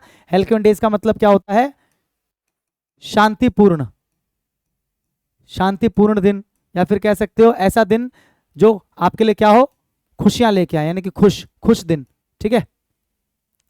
लाइव वायर का मतलब क्या होता है, अगर आप किसी व्यक्ति को बोलते हो लाइव वायर, बोलते ना कि यार इसके मतलब करीब मत जाओ, वहां पे क्या है, लाइव वायर है। लाइव वायर का मतलब क्या है कि मतलब ऐसी वायर है जिनमें करंट दौड़ रहा है, जिनमें क्या दौड़ रहा है, करंट दौड़ रहा है, और करंट तुम्हें लग सकता है। तो अगर कोई व्यक्ति जिसको आप बोलते हो live wire, he is a live wire, तो जैसे एक लाइव वायर को आप कभी देखो, है ना, नंगी तार जिसको बोलते हैं, वो बहुत ऐसे फड़फड़ाएगी वायर जो होगी ना, ऐसे ऐसे करेगी जमीन पे पड़ी हुई। तो अगर आप किसी व्यक्ति को लाइव वायर कहते हो, मतलब वो व्यक्ति बहुत एनर्जेटिक है, उसके अंदर बहुत ऊर्जा है। तो someone who is very active and has a lot of energy, या फिर कह सकते हो एनर्जेटिक एंड लाइवली, जो एनर्जेटिक एंड लाइवली है। तो आपको बताना था शांति भरे दिन, तो क्या हो जाएगा, हेल्क्योन डेज, क्या हो जाएगा, हेल्क्योन डेज, ठीक है। हार्ड एंड फास्ट डेज का क्या मतलब होता है, हार्ड एंड फास्ट डेज का मतलब होता है तंगी भरे दिन, क्या होता है, तंगी भरे दिन, यानी कि ऐसे दिन जब आपके पास में रिसोर्सेस की कमी होती है, जब आपके पास में खाने पीने की भी कमी होती है, आपके पास में कुछ भी नहीं होता जो आपको चाहिए जरूरत के समय पे, तो क्या बोलते हैं, हार्ड एंड फास्ट डेज, क्या बोलते हैं, हार्ड एंड फास्ट डेज, ठीक है। अगला है, क्या लिख रखा है, सिचुएशन देखो क्या दे रखा है, when he made fun of the sage, जब उसने उस साधु का मजाक उड़ाया, हु वाज ऑलरेडी इन्फ्यूरिएटेड, जो पहले से गुस्से में थे, it made a bad situation worse, मतलब इसने क्या किया, एक बुरी सिचुएशन को क्या बना दिया, और बुरा बना दिया। मतलब क्या बोलते हैं, आग में घी डाल दिया, बोलते हैं ना आग में घी डालना, यानी कि add fuel to the fire. Add fuel to the fire मतलब फायर पहले से लगी पड़ी, उसमें आपने और फ्यूल डाल दिया, मतलब आपने क्या कर दिया, किसी चीज को, किसी परिस्थिति को आपने क्या कर दिया, और बिगाड़ दिया। Add fuel to the fire, ठीक है। बाकी इडियम्स हैं देखो, at the loggerheads. At the loggerheads का क्या मतलब होता है, इसका मतलब होता है डिसएग्री स्ट्रांगली अबाउट समथिंग, या कह सकते हो दुश्मनी होना। क्या बोल सकते हो, दुश्मनी होना, ठीक है। टू बी एट एनमिटी यानी कि दुश्मनी में होना। अगर आप किसी के साथ दुश्मनी में हो या कोई आपका दुश्मन है तो आप बोल सकते हो कि we are on the at the loggerheads, आप उससे डिसएग्री करते हो, ठीक है, किसी चीज को लेकर। पुल समवन्स लेग्स, इसका मतलब क्या होता है, किसी की टांग खींचना। टांग खींचने का सिंपल सा मतलब होता है किसी का मजाक उड़ाना, है ना, या किसी के साथ मजाक करना, टांग खींचना किसी की। Pull someone's legs. Teasing them मतलब किसी को टीज करना, चिढ़ाना, by telling them something shocking और worrying as a joke. Teasing them किसी को टीज करना, by telling them something shocking किसी को कुछ शॉकिंग बात बताकर या कुछ ऐसी बात बताकर जो सच नहीं है वो बताकर उसको टीज करना, उसको परेशान करना। या फिर वरिंग एज अ जोक मतलब किसी के ऊपर कोई जोक सुनाना, किसी के ऊपर कोई जोक मारना और वो करके उसे परेशान करना, उसकी टांग खींचना, उसको परेशान करना, उसका मजाक उड़ाना बेसिकली, ठीक है। बोलते ना टांग मत खींचो बच्चे की, यानी कि मजाक मत उड़ाओ। Add fuel to the fire पता लग गया। To make a situation or conflict intensify मतलब किसी सिचुएशन को इंटेंसिफाई कर देना, मतलब उसकी इंटेंसिटी को और बढ़ा देना। या फिर कह सकते हो स्पेशली वाया प्रोवोकेटिव कमेंट्स। और ऐसा आप कैसे करते हो, जब आप प्रोवोकेटिव कमेंट्स यूज करते हो। प्रोवोकेटिव का मतलब भड़काने वाला, कि दो लोगों में लड़ाई हो रही है, कहा सुनी हो रही है, और आप ऐसी ऐसी बातें बोल रहे हो तीसरे व्यक्ति हो कि जिसकी वजह से दोनों के बीच की जो लड़ाई है, जो कहा सुनी है, वो हाथापाई में बदल गई। तो आपने क्या किया, you added fuel to the fire. Bussed up, bussed up का मतलब क्या होता है, to move so that there is room for other people. Bussed up, देखो बजअप का जैसे आप किसी को बोलते हो ना, हे बजअप, तो बजअप का क्या मतलब होता है कि थोड़ा खिसको। बजअप का मतलब क्या होता है, खिसकना, ताकि दूसरा कोई आदमी बैठ सके या खड़ा हो सके, खिसकना। To move so that there is room for other people, ताकि दूसरे लोगों के लिए क्या बन जाए, रूम, यानी कि जगह बन जाए, उसको बोलते हैं बजअप। क्या बोलते हैं, बजअप। तो यहाँ पर वही बोल रहा है, सिचुएशन को और बुरा बना दिया, मतलब added fuel to the fire. क्योंकि टांग खींचना मतलब मजाक उड़ाना या चिढ़ाना, है ना। Made them at logger sets का क्या मतलब है, दुश्मनी में होना, एक दूसरे से डिसएग्री करना। और बजअप का मतलब क्या होता है, खिसकना, ताकि दूसरे के लिए क्या बन जाए, जगह बन जाए, ठीक है। अगला, my mother asked my father to increase her personal use allowance. Personal use allowance, allowance का मतलब खर्चे या भत्ते। अलाउंस का मतलब क्या होता है, खर्चे या भत्ते। ऐसे खर्चे या ऐसे भत्ते, ऐसे पैसे जो पर्सनल यूज के लिए होते हैं, ठीक है। तो क्या बोलेंगे उन्हें, pell mell, rank and file, pins and needles या पिन मनी। आ जाओ, बड़े प्यार से सारे इडियम्स को समझते हैं। पहला है पेल मेल। पेल मेल का मतलब क्या होता है, अस्त व्यस्त। क्या होता है, अस्त व्यस्त, यानी कि इन डिसऑर्डरली या हेडलॉन्ग हेस्ट, ठीक है। इन डिसऑर्डरली यानी कि डिसऑर्डरली, मैंने उस तरीके से, यानी कि ऑर्डरली नहीं है, एक सीक्वेंस में या क्रम में नहीं है, ठीक है। या फिर हेडलॉन्ग हेस्ट यानी कि जल्दी जल्दी में किया गया है। इन अ रेकलेसली, रेकलेसली का मतलब क्या होता है, लापरवाही से। हरिड मैनर मतलब जब आप किसी काम को जल्दी जल्दी में करते हो, और कैसे करते हो, लापरवाही से, तो क्या बोलते हैं उसको, पेलमेल। क्या बोलते हैं उसको, पेलमेल। जैसे कि आई वेंट देयर पेलमेल मतलब मैं वहां जल्दी जल्दी में गया और लापरवाही से गया, तो पेलमेल का मतलब अस्त व्यस्त। रैंक एंड फाइल का मतलब क्या होता है, साधारण लोग।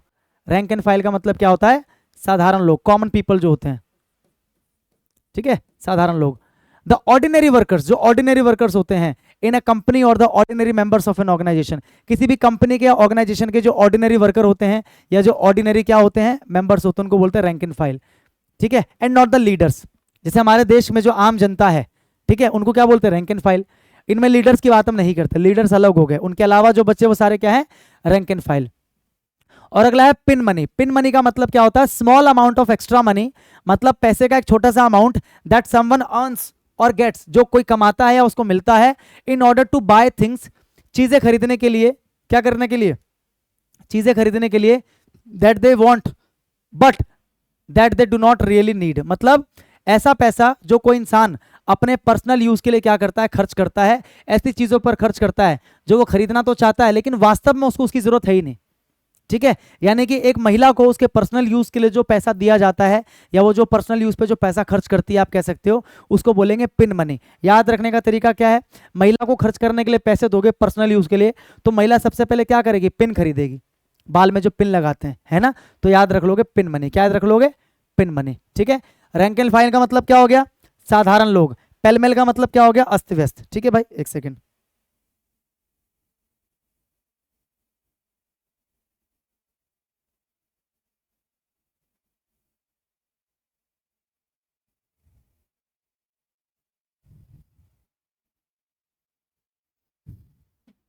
आगे देखिए, पेलमेल समझ में आ गया, अस्त व्यस्त मतलब डिसऑर्डरली मैनर में, या फिर कह सकते हो जल्दी जल्दी में, लापरवाही से। और रैंक एंड फाइल का मतलब जो साधारण लोग होते हैं, ठीक है, ऑर्डिनरी जो लोग होते हैं। और पिन मनी का मतलब एक महिला को जो पर्सनल यूज के लिए पैसा दिया जाता है, ठीक है, जो उन चीजों पर पैसा खर्च करती है जिसकी वास्तव में उसको आवश्यकता नहीं है लेकिन फिर भी उसको खर्च करना है, तो ऐसे पैसे को बोलते हैं पिन मनी। ठीक है, select the most appropriate idiom for the following statement. The manager was, ये स्टेटमेंट है, the manager was punished for his negligence in work. Manager को काम में लापरवाही के लिए, काम में लापरवाही के लिए क्या किया गया, पनिश किया गया। तो क्या होगा, bid defiance, burn one's boats, या बोल्ट फ्रॉम द ब्लू, या ब्रिंग टू बुक। देखो सजा देने की बात हो रही है, पनिश करने की बात हो रही है, तो ब्रिंग टू बुक का मतलब क्या होता है, सजा देना। ब्रिंग टू बुक का मतलब क्या होता है, सजा देना। ठीक है, आया समझ में, समझते हैं। देखो पहला है बिड डिफाइंस। बिड डिफाइंस का मतलब क्या होता है, आज्ञा पालन ना करना, पहले भी आ चुका है ये, आज्ञा पालन ना करना। ठीक है, ओपन और बोल्ड रेजिस्टेंस, रेजिस्ट का मतलब होता है विरोध करना, मतलब जब आप रेजिस्ट करते हो, विरोध करते हो। टू और डिसरिगार्ड फॉर अथॉरिटी, मतलब आपकी जो अथॉरिटी है वो आपको कुछ बोल रही है करने के लिए, लेकिन आप क्या कर रहे हो, मानने से मना कर रहे हो, या फिर आप उनका विरोध कर रहे हो। ठीक है, जो आपके ऑपोजिशन है या जो पावर में है, जो आपकी अथॉरिटी है या जो आपकी विपक्षी पार्टी है या फिर जो पावर में है, आप उनकी बात मानने से मना कर रहे हो, उनकी आज्ञा का पालन करने से मना कर रहे हो, तो आप क्या कर रहे हो, you are bidding defiance, you are bidding defiance. Burn one's boats का क्या मतलब है, इसका मतलब है मान के चलो आप एक छोटी सी बोट में बैठ के एक टापू पे गए, यानी कि एक आइलैंड पे गए, और उस आइलैंड में और कोई इंसान नहीं है और कोई सुविधा नहीं है, और वहां पे जाके आपने क्या किया, अपनी जो बोट है उसको आपने जला दिया, यानी कि वापस लौटने के सारे रास्ते खत्म कर दिए आपने, है ना। क्या होगा, destroy all possible ways of going back to that situation, मतलब जितने भी ऐसे तरीके बचते थे जिसकी वजह से आप वापस पहले वाले सिचुएशन में जा सकते थे, आपने वो सारे तरीके खत्म कर दिए। इसका मतलब यू बर्न्ट योर बोट, आपने अपनी बोट को क्या कर दिया, जला दिया। यू बर्न्ड योर बोट, आपने अपनी बोट को जला दिया। ठीक है, बर्न वंस बोट्स याद रख लोगे, हाँ कि ना। अगला बोल्ट फ्रॉम द ब्लू पहले भी आ चुका है, मतलब अचानक से कुछ हो जाए तो उसको बोलते हैं bolt from the blue. Typically comes out of the back side of the thunderstorm cloud, मतलब आप इसको ऐसे ना पढ़ के, ये गलत टाइप हो गया है, इसको ऐसे करो, अचानक से। आउट ऑफ द ब्लू का मतलब क्या है, या बोल्ट फ्रॉम द ब्लू का मतलब क्या है, अचानक से। ठीक है, बोल्ट फ्रॉम द ब्लू, अचानक से आई हुई परेशानी, आई हुई परेशानी। ठीक है, a problem which comes suddenly, एक ऐसी परेशानी जो अचानक से आपकी लाइफ में आ जाए, इसको बोलते हैं बोल्ट फ्रॉम द ब्लू। क्या बोलते हैं, बोल्ट फ्रॉम द ब्लू। ठीक है, ब्रिंग टू बुक का मतलब क्या होता है, कॉल टू अकाउंट, मतलब आप किसी को बुलाते हो कि भैया कारण बताओ कि तुमने ऐसा क्यों किया, या फिर कह सकते हो इन्वेस्टिगेट करना, या फिर एक शब्द में कहोगे तो क्या बोलोगे, पनिश करना। ठीक है, ब्रिंग टू बुक का मतलब क्या होता है कि किसी से क्या मांगना, हिसाब किताब मांगना। Bring to book, bring to book आप ऐसे याद कर सकते हो कि एक कानून की किताब है ना, और किसी ने कुछ कर दिया तो आप उसे क्या करते हो, ब्रिंग टू बुक, उसे लेकर आते हो किताब के पास और बोलते हो कि देख तूने ऐसा ऐसा किया है, तो उसके हिसाब से तेरे को क्या मिलेगी, सजा मिलेगी। ब्रिंग टू बुक का मतलब सजा देना। ठीक है, आ जाओ इधर। बिड डिफाइंस का मतलब क्या हो गया, आज्ञा पालन ना करना, या फिर कह सकते हो विरोध करना। बर्न वंस बोट्स का मतलब वो सारे अवसर, वो सारी अपॉर्चुनिटीज जिसकी मदद से आप वापस सिचुएशन में जा सकते थे, आपने वो सब अवसर खत्म कर दिए, सारी अपॉर्चुनिटी आपने खत्म कर दी। बोल्ट फ्रॉम द ब्लू का मतलब क्या होता है, अचानक से आया हुआ कोई संकट, कोई विपत्ति, कोई समस्या। और ब्रिंग टू बुक का मतलब क्या होता है, सजा देना। ठीक है, अगला दे रखा है, everything in the mention was in great confusion. In great confusion, great confusion को आपको डिफाइन करना, कौन सा इडियम सही डिफाइन करेगा, पिक होल्स, पेलमेल। अभी बताया था ग्रेट कंफ्यूजन हो, डिसऑर्डर हो तो क्या होता है, पेलमेल। क्या होता है, पेलमेल। तो ये इसका आंसर है। देखो इधर जो ऑप्शन बन के आया था, इधर जो ऑप्शन बन के आया था, कहां गया पेलमेल, इससे पीछे वाले में था ना, ऑप्शन बन के आया था, ये रहा पेलमेल। वो क्या हो गया, वो इधर आके क्या बन गया, देखो एक क्वेश्चन बन गया मेन, यही मैं आपको हमेशा से बताता हूं। ठीक है, पेल मेल का मतलब क्या होता है? Great confusion, disorder. Pick holes का मतलब क्या होता है और बाकी दोनों का मतलब क्या होता है? आ जाओ। पिक होल्स का मतलब क्या होता है? दूसरों में कमी निकालना। पिक होल्स का मतलब क्या होता है? दूसरों में कमी या फिर कह सकते हो गलती निकालना। दूसरों में कमी या गलती निकालना। बोलते हैं ना कुछ लोग ऐसे जो दूसरों की कमी निकालते रहते हैं। To find mistakes in something या समवन, समथिंग या someone. To find mistakes in something someone has done or said, मतलब कोई ऐसी चीज जो किसी व्यक्ति ने की है उसमें क्या करना? गलती निकालना। क्या करना? गलती निकालना। To find mistakes in something someone has done or said, एक व्यक्ति ने कुछ किया है या उस व्यक्ति ने कुछ कहा है, उसमें आप क्या करते हो? गलती निकालते हो। टू शो, ये दिखाने के लिए, that it is not good और नॉट करेक्ट, ये दिखाने के लिए कि ये सही नहीं है, ये उचित नहीं है। यानी कि आप दूसरों में क्या कर रहे हो? कमियां निकाल रहे हो, दूसरों की गलतियां निकाल रहे हो, यानी कि you are picking holes. You are picking holes मतलब जैसे आपने कपड़ा उठाया है ना, और आप जानबूझ के उसमें होल्स ढूंढने की कोशिश कर रहे हो। यानी कि आप क्या करने की कोशिश कर रहे हो? सामने वाले को जलील करने की कोशिश कर रहे हो, उसे ये बताने की कोशिश कर रहे हो कि तुम गलत हो, मैं सही हूं। ठीक है, पेल मेल बता दिया मैंने। पेल मेल का मतलब क्या होता है? अस्त व्यस्त, chaotic, confused, chaotic, confused, disarrayed, disordered, ये सारे के सारे। क्योटिक कह लो, कंफ्यूज्ड कह लो, या डिसअरेड कह लो, डिसऑर्डर्ड कह लो, डिसऑर्गेनाइज्ड कह लो, हैफेजर्ड कह लो, मडल्ड कह लो, सबका मतलब वही होता है, अस्त व्यस्त। ठीक है। Turn over a new leaf का मतलब क्या होता है? एक नए अध्याय की शुरुआत करना। बोलते हैं ना turn over a new leaf, मतलब जिंदगी में लीफ का मतलब वैसे क्या होता है? पत्ता, है ना। तो बोलते हैं ना कि यार जिंदगी में एक नई शुरुआत करो, turn over a new leaf, यानी कि जिंदगी में एक पुराना जो पत्ते, जो पुराने पत्ते हैं जिंदगी के, उन्हें फेंक दो, छोड़ दो। जिंदगी में क्या करो? नए पत्ते पलटो। Turn over a new leaf यानी कि नई जिंदगी की शुरुआत करो। या फिर to start over, to act in a different manner, किसी चीज की शुरुआत करो, या फिर to act in a different manner, और change your attitude about something, कि अपने एटीट्यूड को क्या कर लो? चेंज कर लो। या फिर क्या कर लो? पुरानी आदतों को छोड़कर नए आदतों को अपना लो। ऐसे भी आ सकता है, to change old habits and adopt new ones, adopt new ones, पुरानी आदतों को छोड़कर नई आदतें अपना लेना। यानी कि turn over a new leaf, मतलब जो पुरानी जिंदगी थी उसको छोड़ के आप आगे बढ़ गए जिंदगी में। अब जो पुरानी गलतियां हुई, जो एटीट्यूड था उसको बदल दिया आपने, अपना एक एटीट्यूड बदल के पेश कर रहे हो आप, या पुरानी आदतों को छोड़कर नई आदतें अपना ली आपने। डैम्प स्क्विब का मतलब क्या होता है? डैम्प स्क्विब, इसका मतलब होता है complete failure, complete failure. Damp squib, something that is disappointing because it is not as exciting or effective as expected.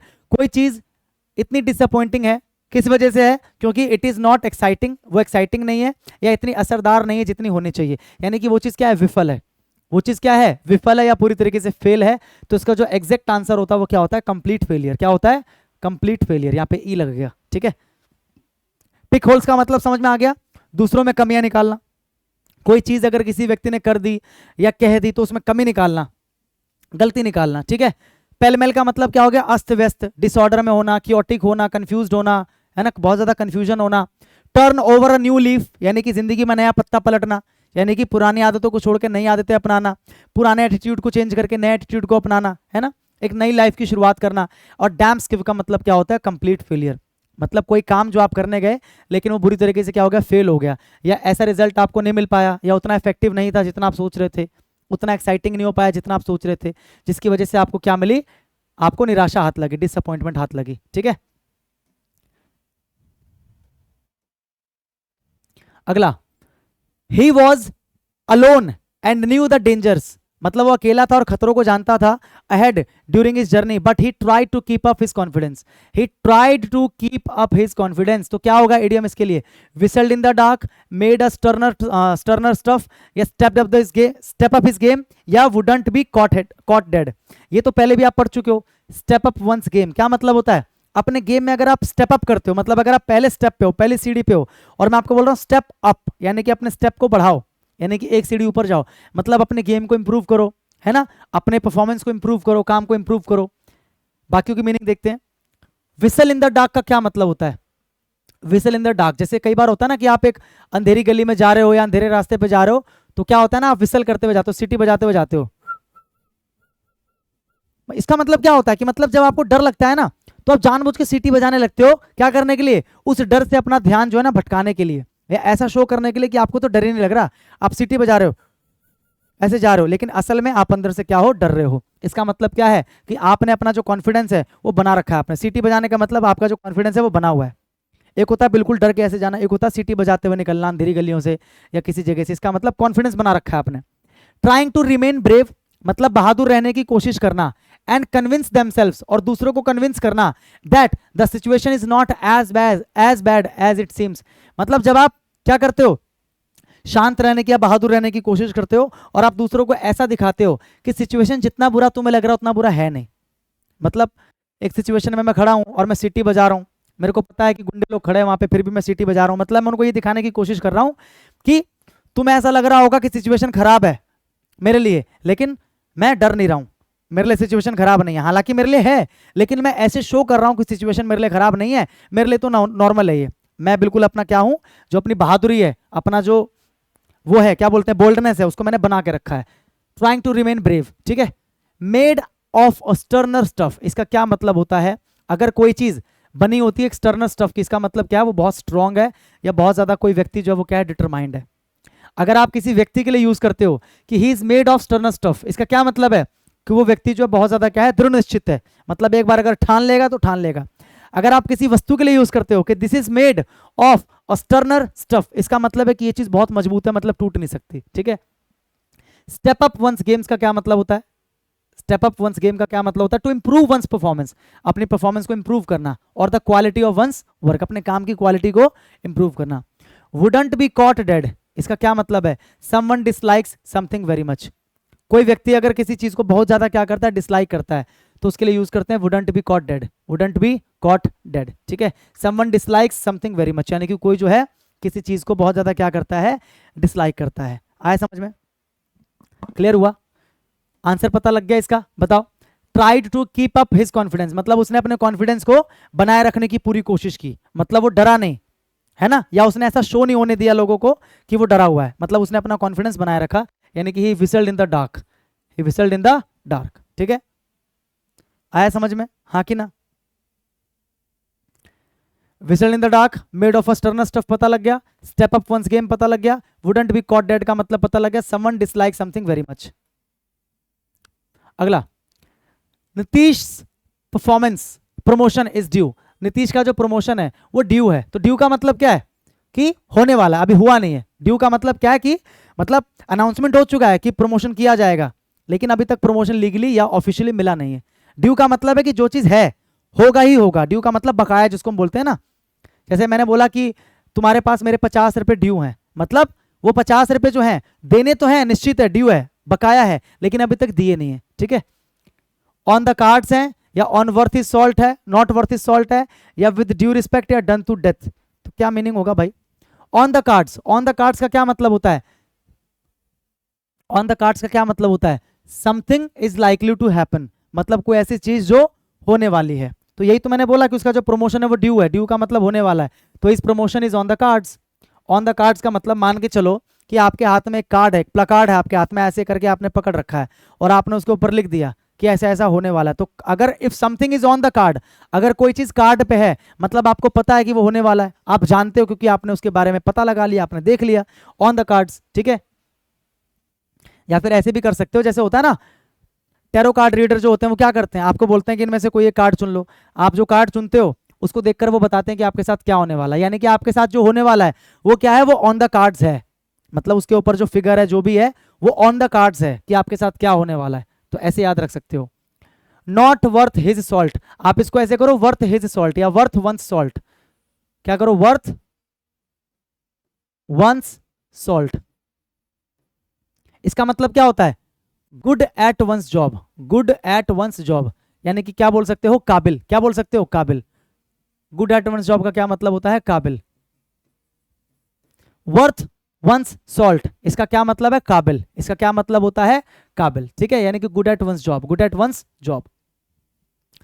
With due respect, ये हम ऑफिशियली यूज करते हैं ना, विद ड्यू रिस्पेक्ट, यानी कि सम्मान के साथ। जैसे आई वॉन्ट टू से या I want to state with due respect, यानी कि मैं सम्मान के साथ ये क्या करना चाहता हूं? व्यक्त करना चाहता हूं, वर्णन करना चाहता हूं। उसके बाद क्या है? Done to death, to do और repeat something so often that it becomes boring और अनहैप्पीली। ठीक है, एक ऐसी टर्म है, अनऑफिशियल टर्म है जिसको यूज किया जाता है। ठीक है, आगे देखे भाई, एक सेकेंड।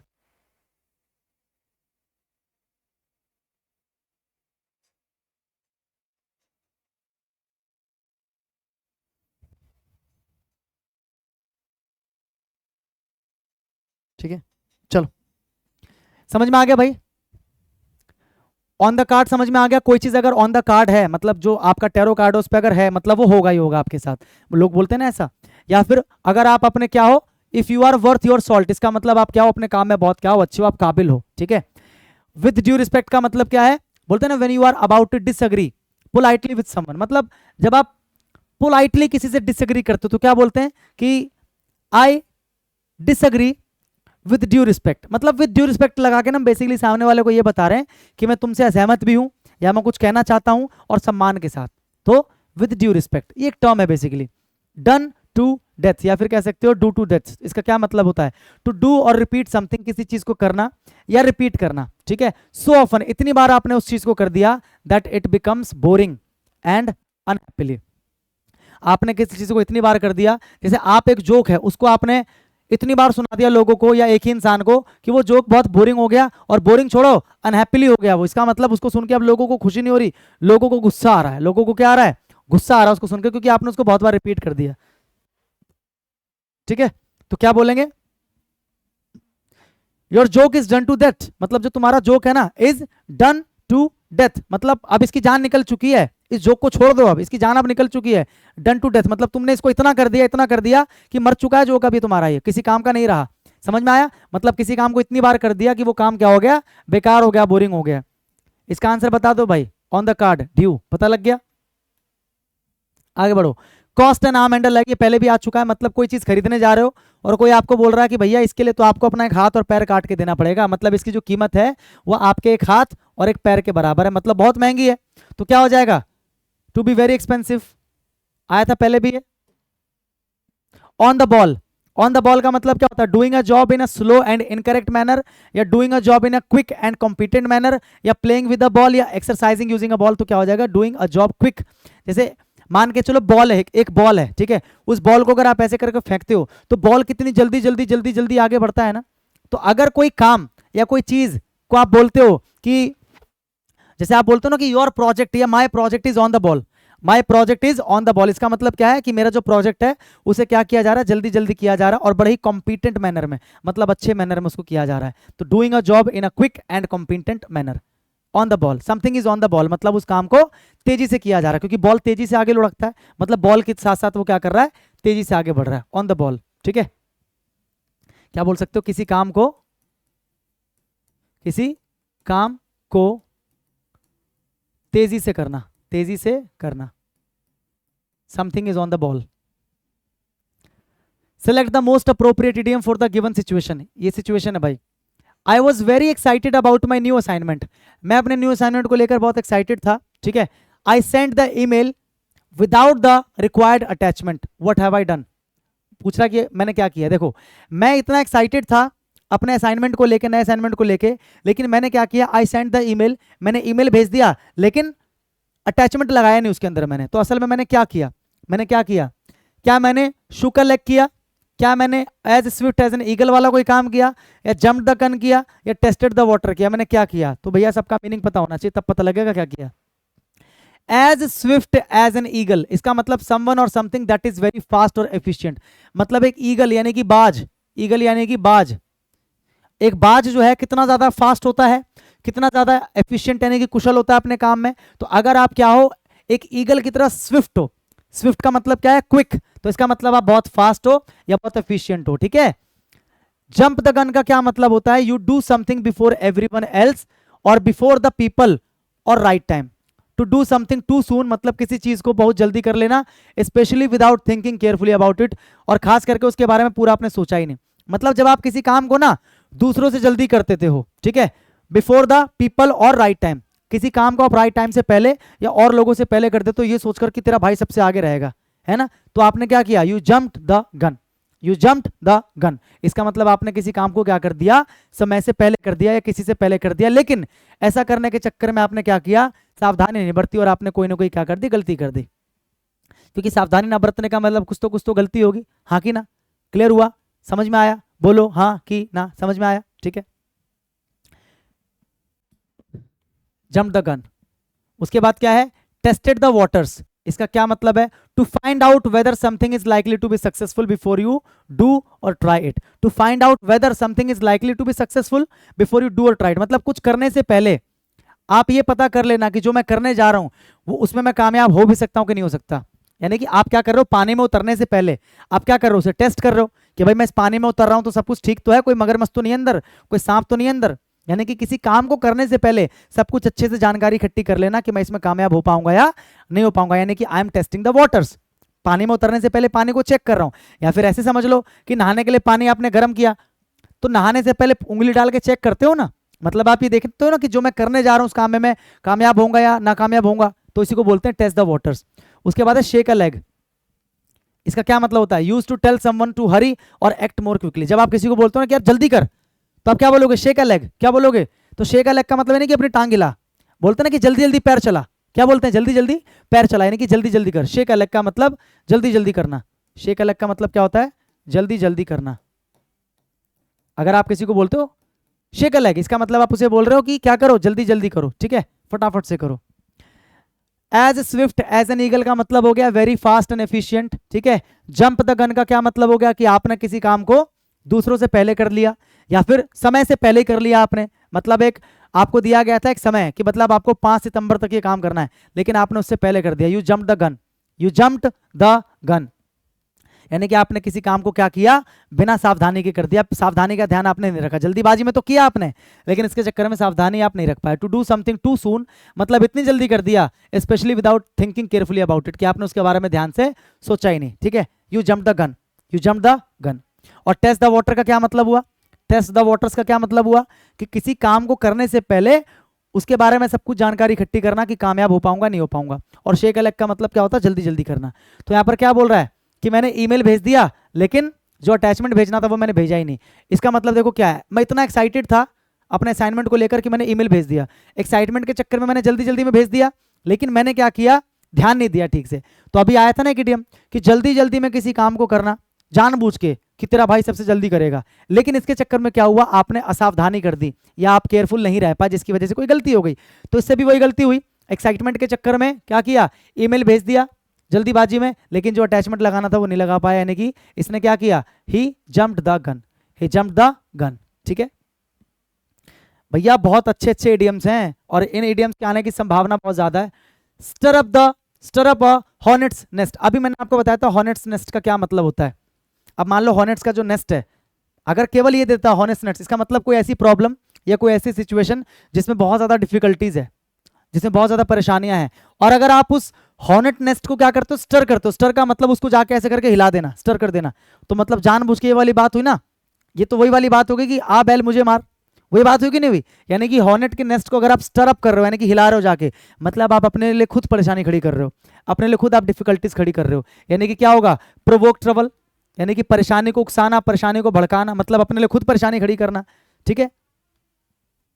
आ गया समझ में? यानी कि ऐसे लिखो, आ बैल मुझे मार, आ बैल मुझे मार, यानी कि अपने लिए खुद आप क्या कर रहे हो, परेशानी खड़ी कर रहे हो, ठीक है, प्रोवोक ट्रबल।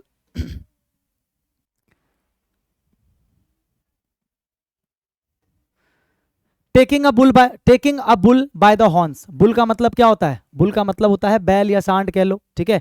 बाय हॉर्न्स यानी कि सींग, मतलब आपने एक बुल को उसकी सींग से पकड़ रखा है ऐसे, by horns. Taking a bull by horns मतलब आप क्या कर रहे हो, एक डिफिकल्ट सिचुएशन का सामना कर रहे हो, आपने बुल्स को ऐसे उसके हॉर्न्स यानी कि सींग से पकड़ रखा है, मतलब आप एक डिफिकल्ट सिचुएशन में हो, आप एक डिफिकल्ट एनिमी या जो आपका आपसे भी जो ज्यादा ताकतवर एनिमी है आप उसका सामना कर रहे हो, है ना, ऐसा कुछ होगा। तो क्या होगा, वियरिंग अ स्कल कैप, या to to decapitate a bull for beef, मतलब उसको बीफ के लिए मार देना, या to make a stupid decision thinking it to be daring, या फिर to deal with a difficult situation in a very direct और कॉन्फिडेंट वे, मतलब जब आप सीधा सीधा, आप ऐसे अंदाजा लगाओ ना, आप सीधा सीधा बुल के सींग को पकड़ के उसका सामना कर रहे हो, मतलब आपके सामने परेशानी है लेकिन आप डट के सामना कर रहे हो। तो इसका मतलब to deal with a difficult situation in a very direct और कॉन्फिडेंट वे, मतलब बिल्कुल कॉन्फिडेंस के साथ में आप अगर किसी बड़ी परेशानी से लड़ रहे हो, उसका सामना कर रहे हो, मतलब you are taking a bull by the horns. अगला, the peasants worked the whole day, यानी कि जो किसान थे उन्होंने पूरा दिन काम किया इन द फील्ड्स, खेतों में, एंड स्टॉप्ड वर्किंग, काम करना बंद कर दिया, इन द इवनिंग, शाम को काम करना बंद कर दिया, and went to their homes, और अपने घर चले गए। तो उन्होंने क्या किया, they gave it a whirl, या they put ice on it, या they ran around in circle, या they called it a day. तो देखो चारों इडियम की मीनिंग समझो। पहला है गिव इट अ वॉल, इसका क्या मतलब होता है, to attempt to do something often for the first time. जैसा आप किसी को बोलते हो ना कि गिव इट अ वॉल, तो गिव इट अ वॉल का मतलब चलो किसी काम की शुरुआत करो, और खास करके वो पहली बार करने जा रहा है, तो आप क्या बोलोगे, give it a wall, give it a wall. Wall का मतलब क्या होता है, वॉल का मतलब होता है ऐसे ऐसे गोल गोल घूमना, ऐसे ऐसे गोल गोल, जैसे एक बाल्टी में पानी है और पानी में आप हाथ डाल के ऐसे अपने हाथ को घुमाओगे तो पानी, देखा अपने बाल्टी का ऐसे गोल गोल गोल गोल गोल घूम, उसको बोलते हैं वॉल। इसी से बनता है वर्लपूल, वर्लपूल सुना होगा आपने, जो वर्लपूल कंपनी का नाम है वॉल से बना है। वर्लपूल के जो पहले वॉशिंग मशीन आते थे, क्योंकि वॉशिंग मशीन में कपड़े क्या होते हैं, ऐसे गोल गोल घूमते हैं ना, वॉल करते हैं, इसी से नाम बना वॉलपूल, ठीक है। गिव इट अ वॉल मतलब आप ऐसी आप समझ के चलो ना कि मैंने आपसे कहा कि एक काम कर, ये बाल्टी में जो ना पानी है इसमें सर्फ डाल, अल गिव इट अ वॉल मतलब हाथ डाल के इसको वॉल कर दे, मतलब काम को शुरू कर। और मुझे ये क्यों बताना पड़ रहा है उसको, क्योंकि वो अभी इस काम को पहली बार कर रहा है। अगर उसने पहले कपड़े धोए होते तो उसको पता होता कि भाई सर्फ डालने के बाद ऐसे हाथ से घुमाया जाता है। लेकिन अगर मैं उसको बोल रहा हूँ गिव इट अ वॉल, इसका मतलब किसी काम को कर, और खास करके वो पहली बार कर रहा है, ठीक है। To attempt to do something often for the first time, put ice on it, to postpone, आपको मैंने बताया था टू पुश, अगर आप कहते हो to put ice on something, या फिर कहते हो to put something on ice, दो तरीके से बोल सकते हो, ये पहले आ चुका है। To put something on ice, put something on ice, आपने किसी चीज को आइस के ऊपर रख दिया, इसका मतलब क्या कि आपने उस काम को पोस्टपोन कर दिया, उस काम को क्या कर दिया आपने, पोस्टपोन कर दिया, बाद के लिए कि बाद में करेंगे।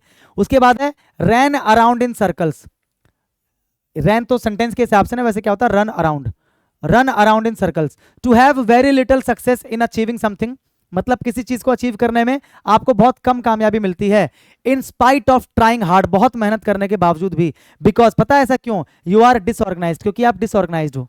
मतलब देखो मैंने आपको बोला कि आपको यहां पर एक चीज लेकर आनी है, आप यहां पे हो भी, आपका ऐसे फेस है, मैंने बोला आपको ये वाली चीज लेके आनी है, तो आप डायरेक्ट यहां पे आते लेके चले जाते, लेकिन आप ये नहीं कर रहे, आप क्या कर रहे हो, you are running around the circle, मतलब इसी सर्कल के चारों तरफ जो है ना आप भागे जा रहे हो, भागे जा रहे हो, और आप सोच रहे हो कि यार यहां तक पहुंच क्यों नहीं रहा।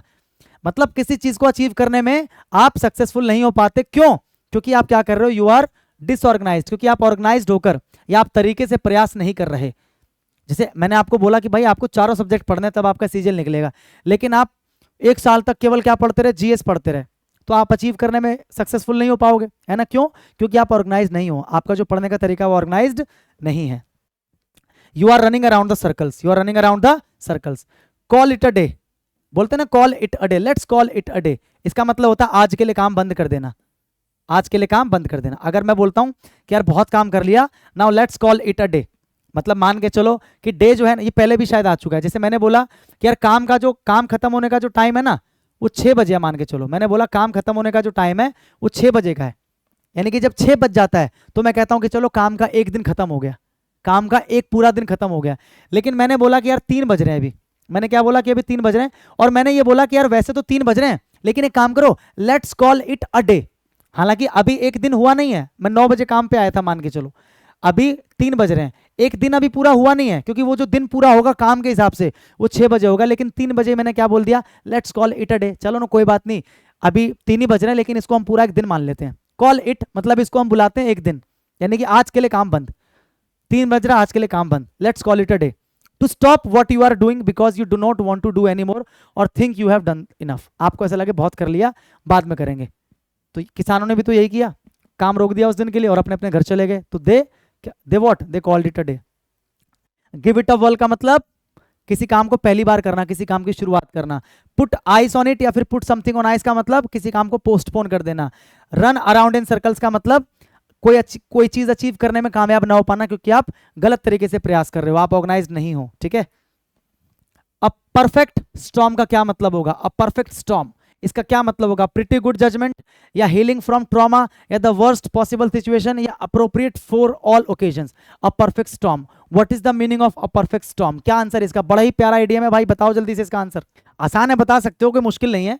जैसे स्टॉर्म का मतलब आपको पता है क्या होता है? तूफान, आंधी तूफान। और अगर आप बोल रहे हो कि ये परफेक्ट स्टॉर्म है, मतलब बिल्कुल ही भयंकर वाला स्टॉर्म है, भयंकर वाला तूफान है, यानी कि कोई ऐसी सिचुएशन जो बहुत ज्यादा बुरी है, और ऐसी बुरी सिचुएशन है कि सारे के सारे काम जो है ना गलती हो रहे हैं सिचुएशन में, तो हम उसे क्या बोल सकते हैं कि it is like a perfect storm. मतलब ये तो बिल्कुल एक परफेक्ट स्टॉर्म की तरह हो गया कि एक के बाद एक काम खराब हुए जा रहा है, एक के बाद एक काम खराब हुए जा रहा है, इतनी बुरी परिस्थिति है। तो क्या होगा? प्रिटी गुड जजमेंट होगा, या हीलिंग फ्रॉम द ट्रॉमा होगा, या द वर्स्ट पॉसिबल सिचुएशन। तो यही होगा ना कि सबसे गंदा पॉसिबल सिचुएशन, मतलब कोई ऐसी सिचुएशन जो सबसे गंदी है, जो सबसे बेकार है, उसको बोलते हैं द परफेक्ट स्टॉर्म या अपरफेक्ट स्टॉर्म। ठीक है, आसान है। स्टॉर्म क्या करता है? तबाही लेके आता है। बैड ब्लड, बैड ब्लड का मतलब क्या होता है? दुश्मनी होना, शत्रुता होना। बैड ब्लड का मतलब दुश्मनी या शत्रुता। तो आपको बताना है क्या? Select the sentence that has the most appropriate. पढ़ो इनको। She is so scared of cockroaches that she fainted when she saw them crawling near her foot. Yeah, the doctors dropped the bad news to Ravi as he was suffering from a serious disease. The gangster had some bitter relations with a local activist.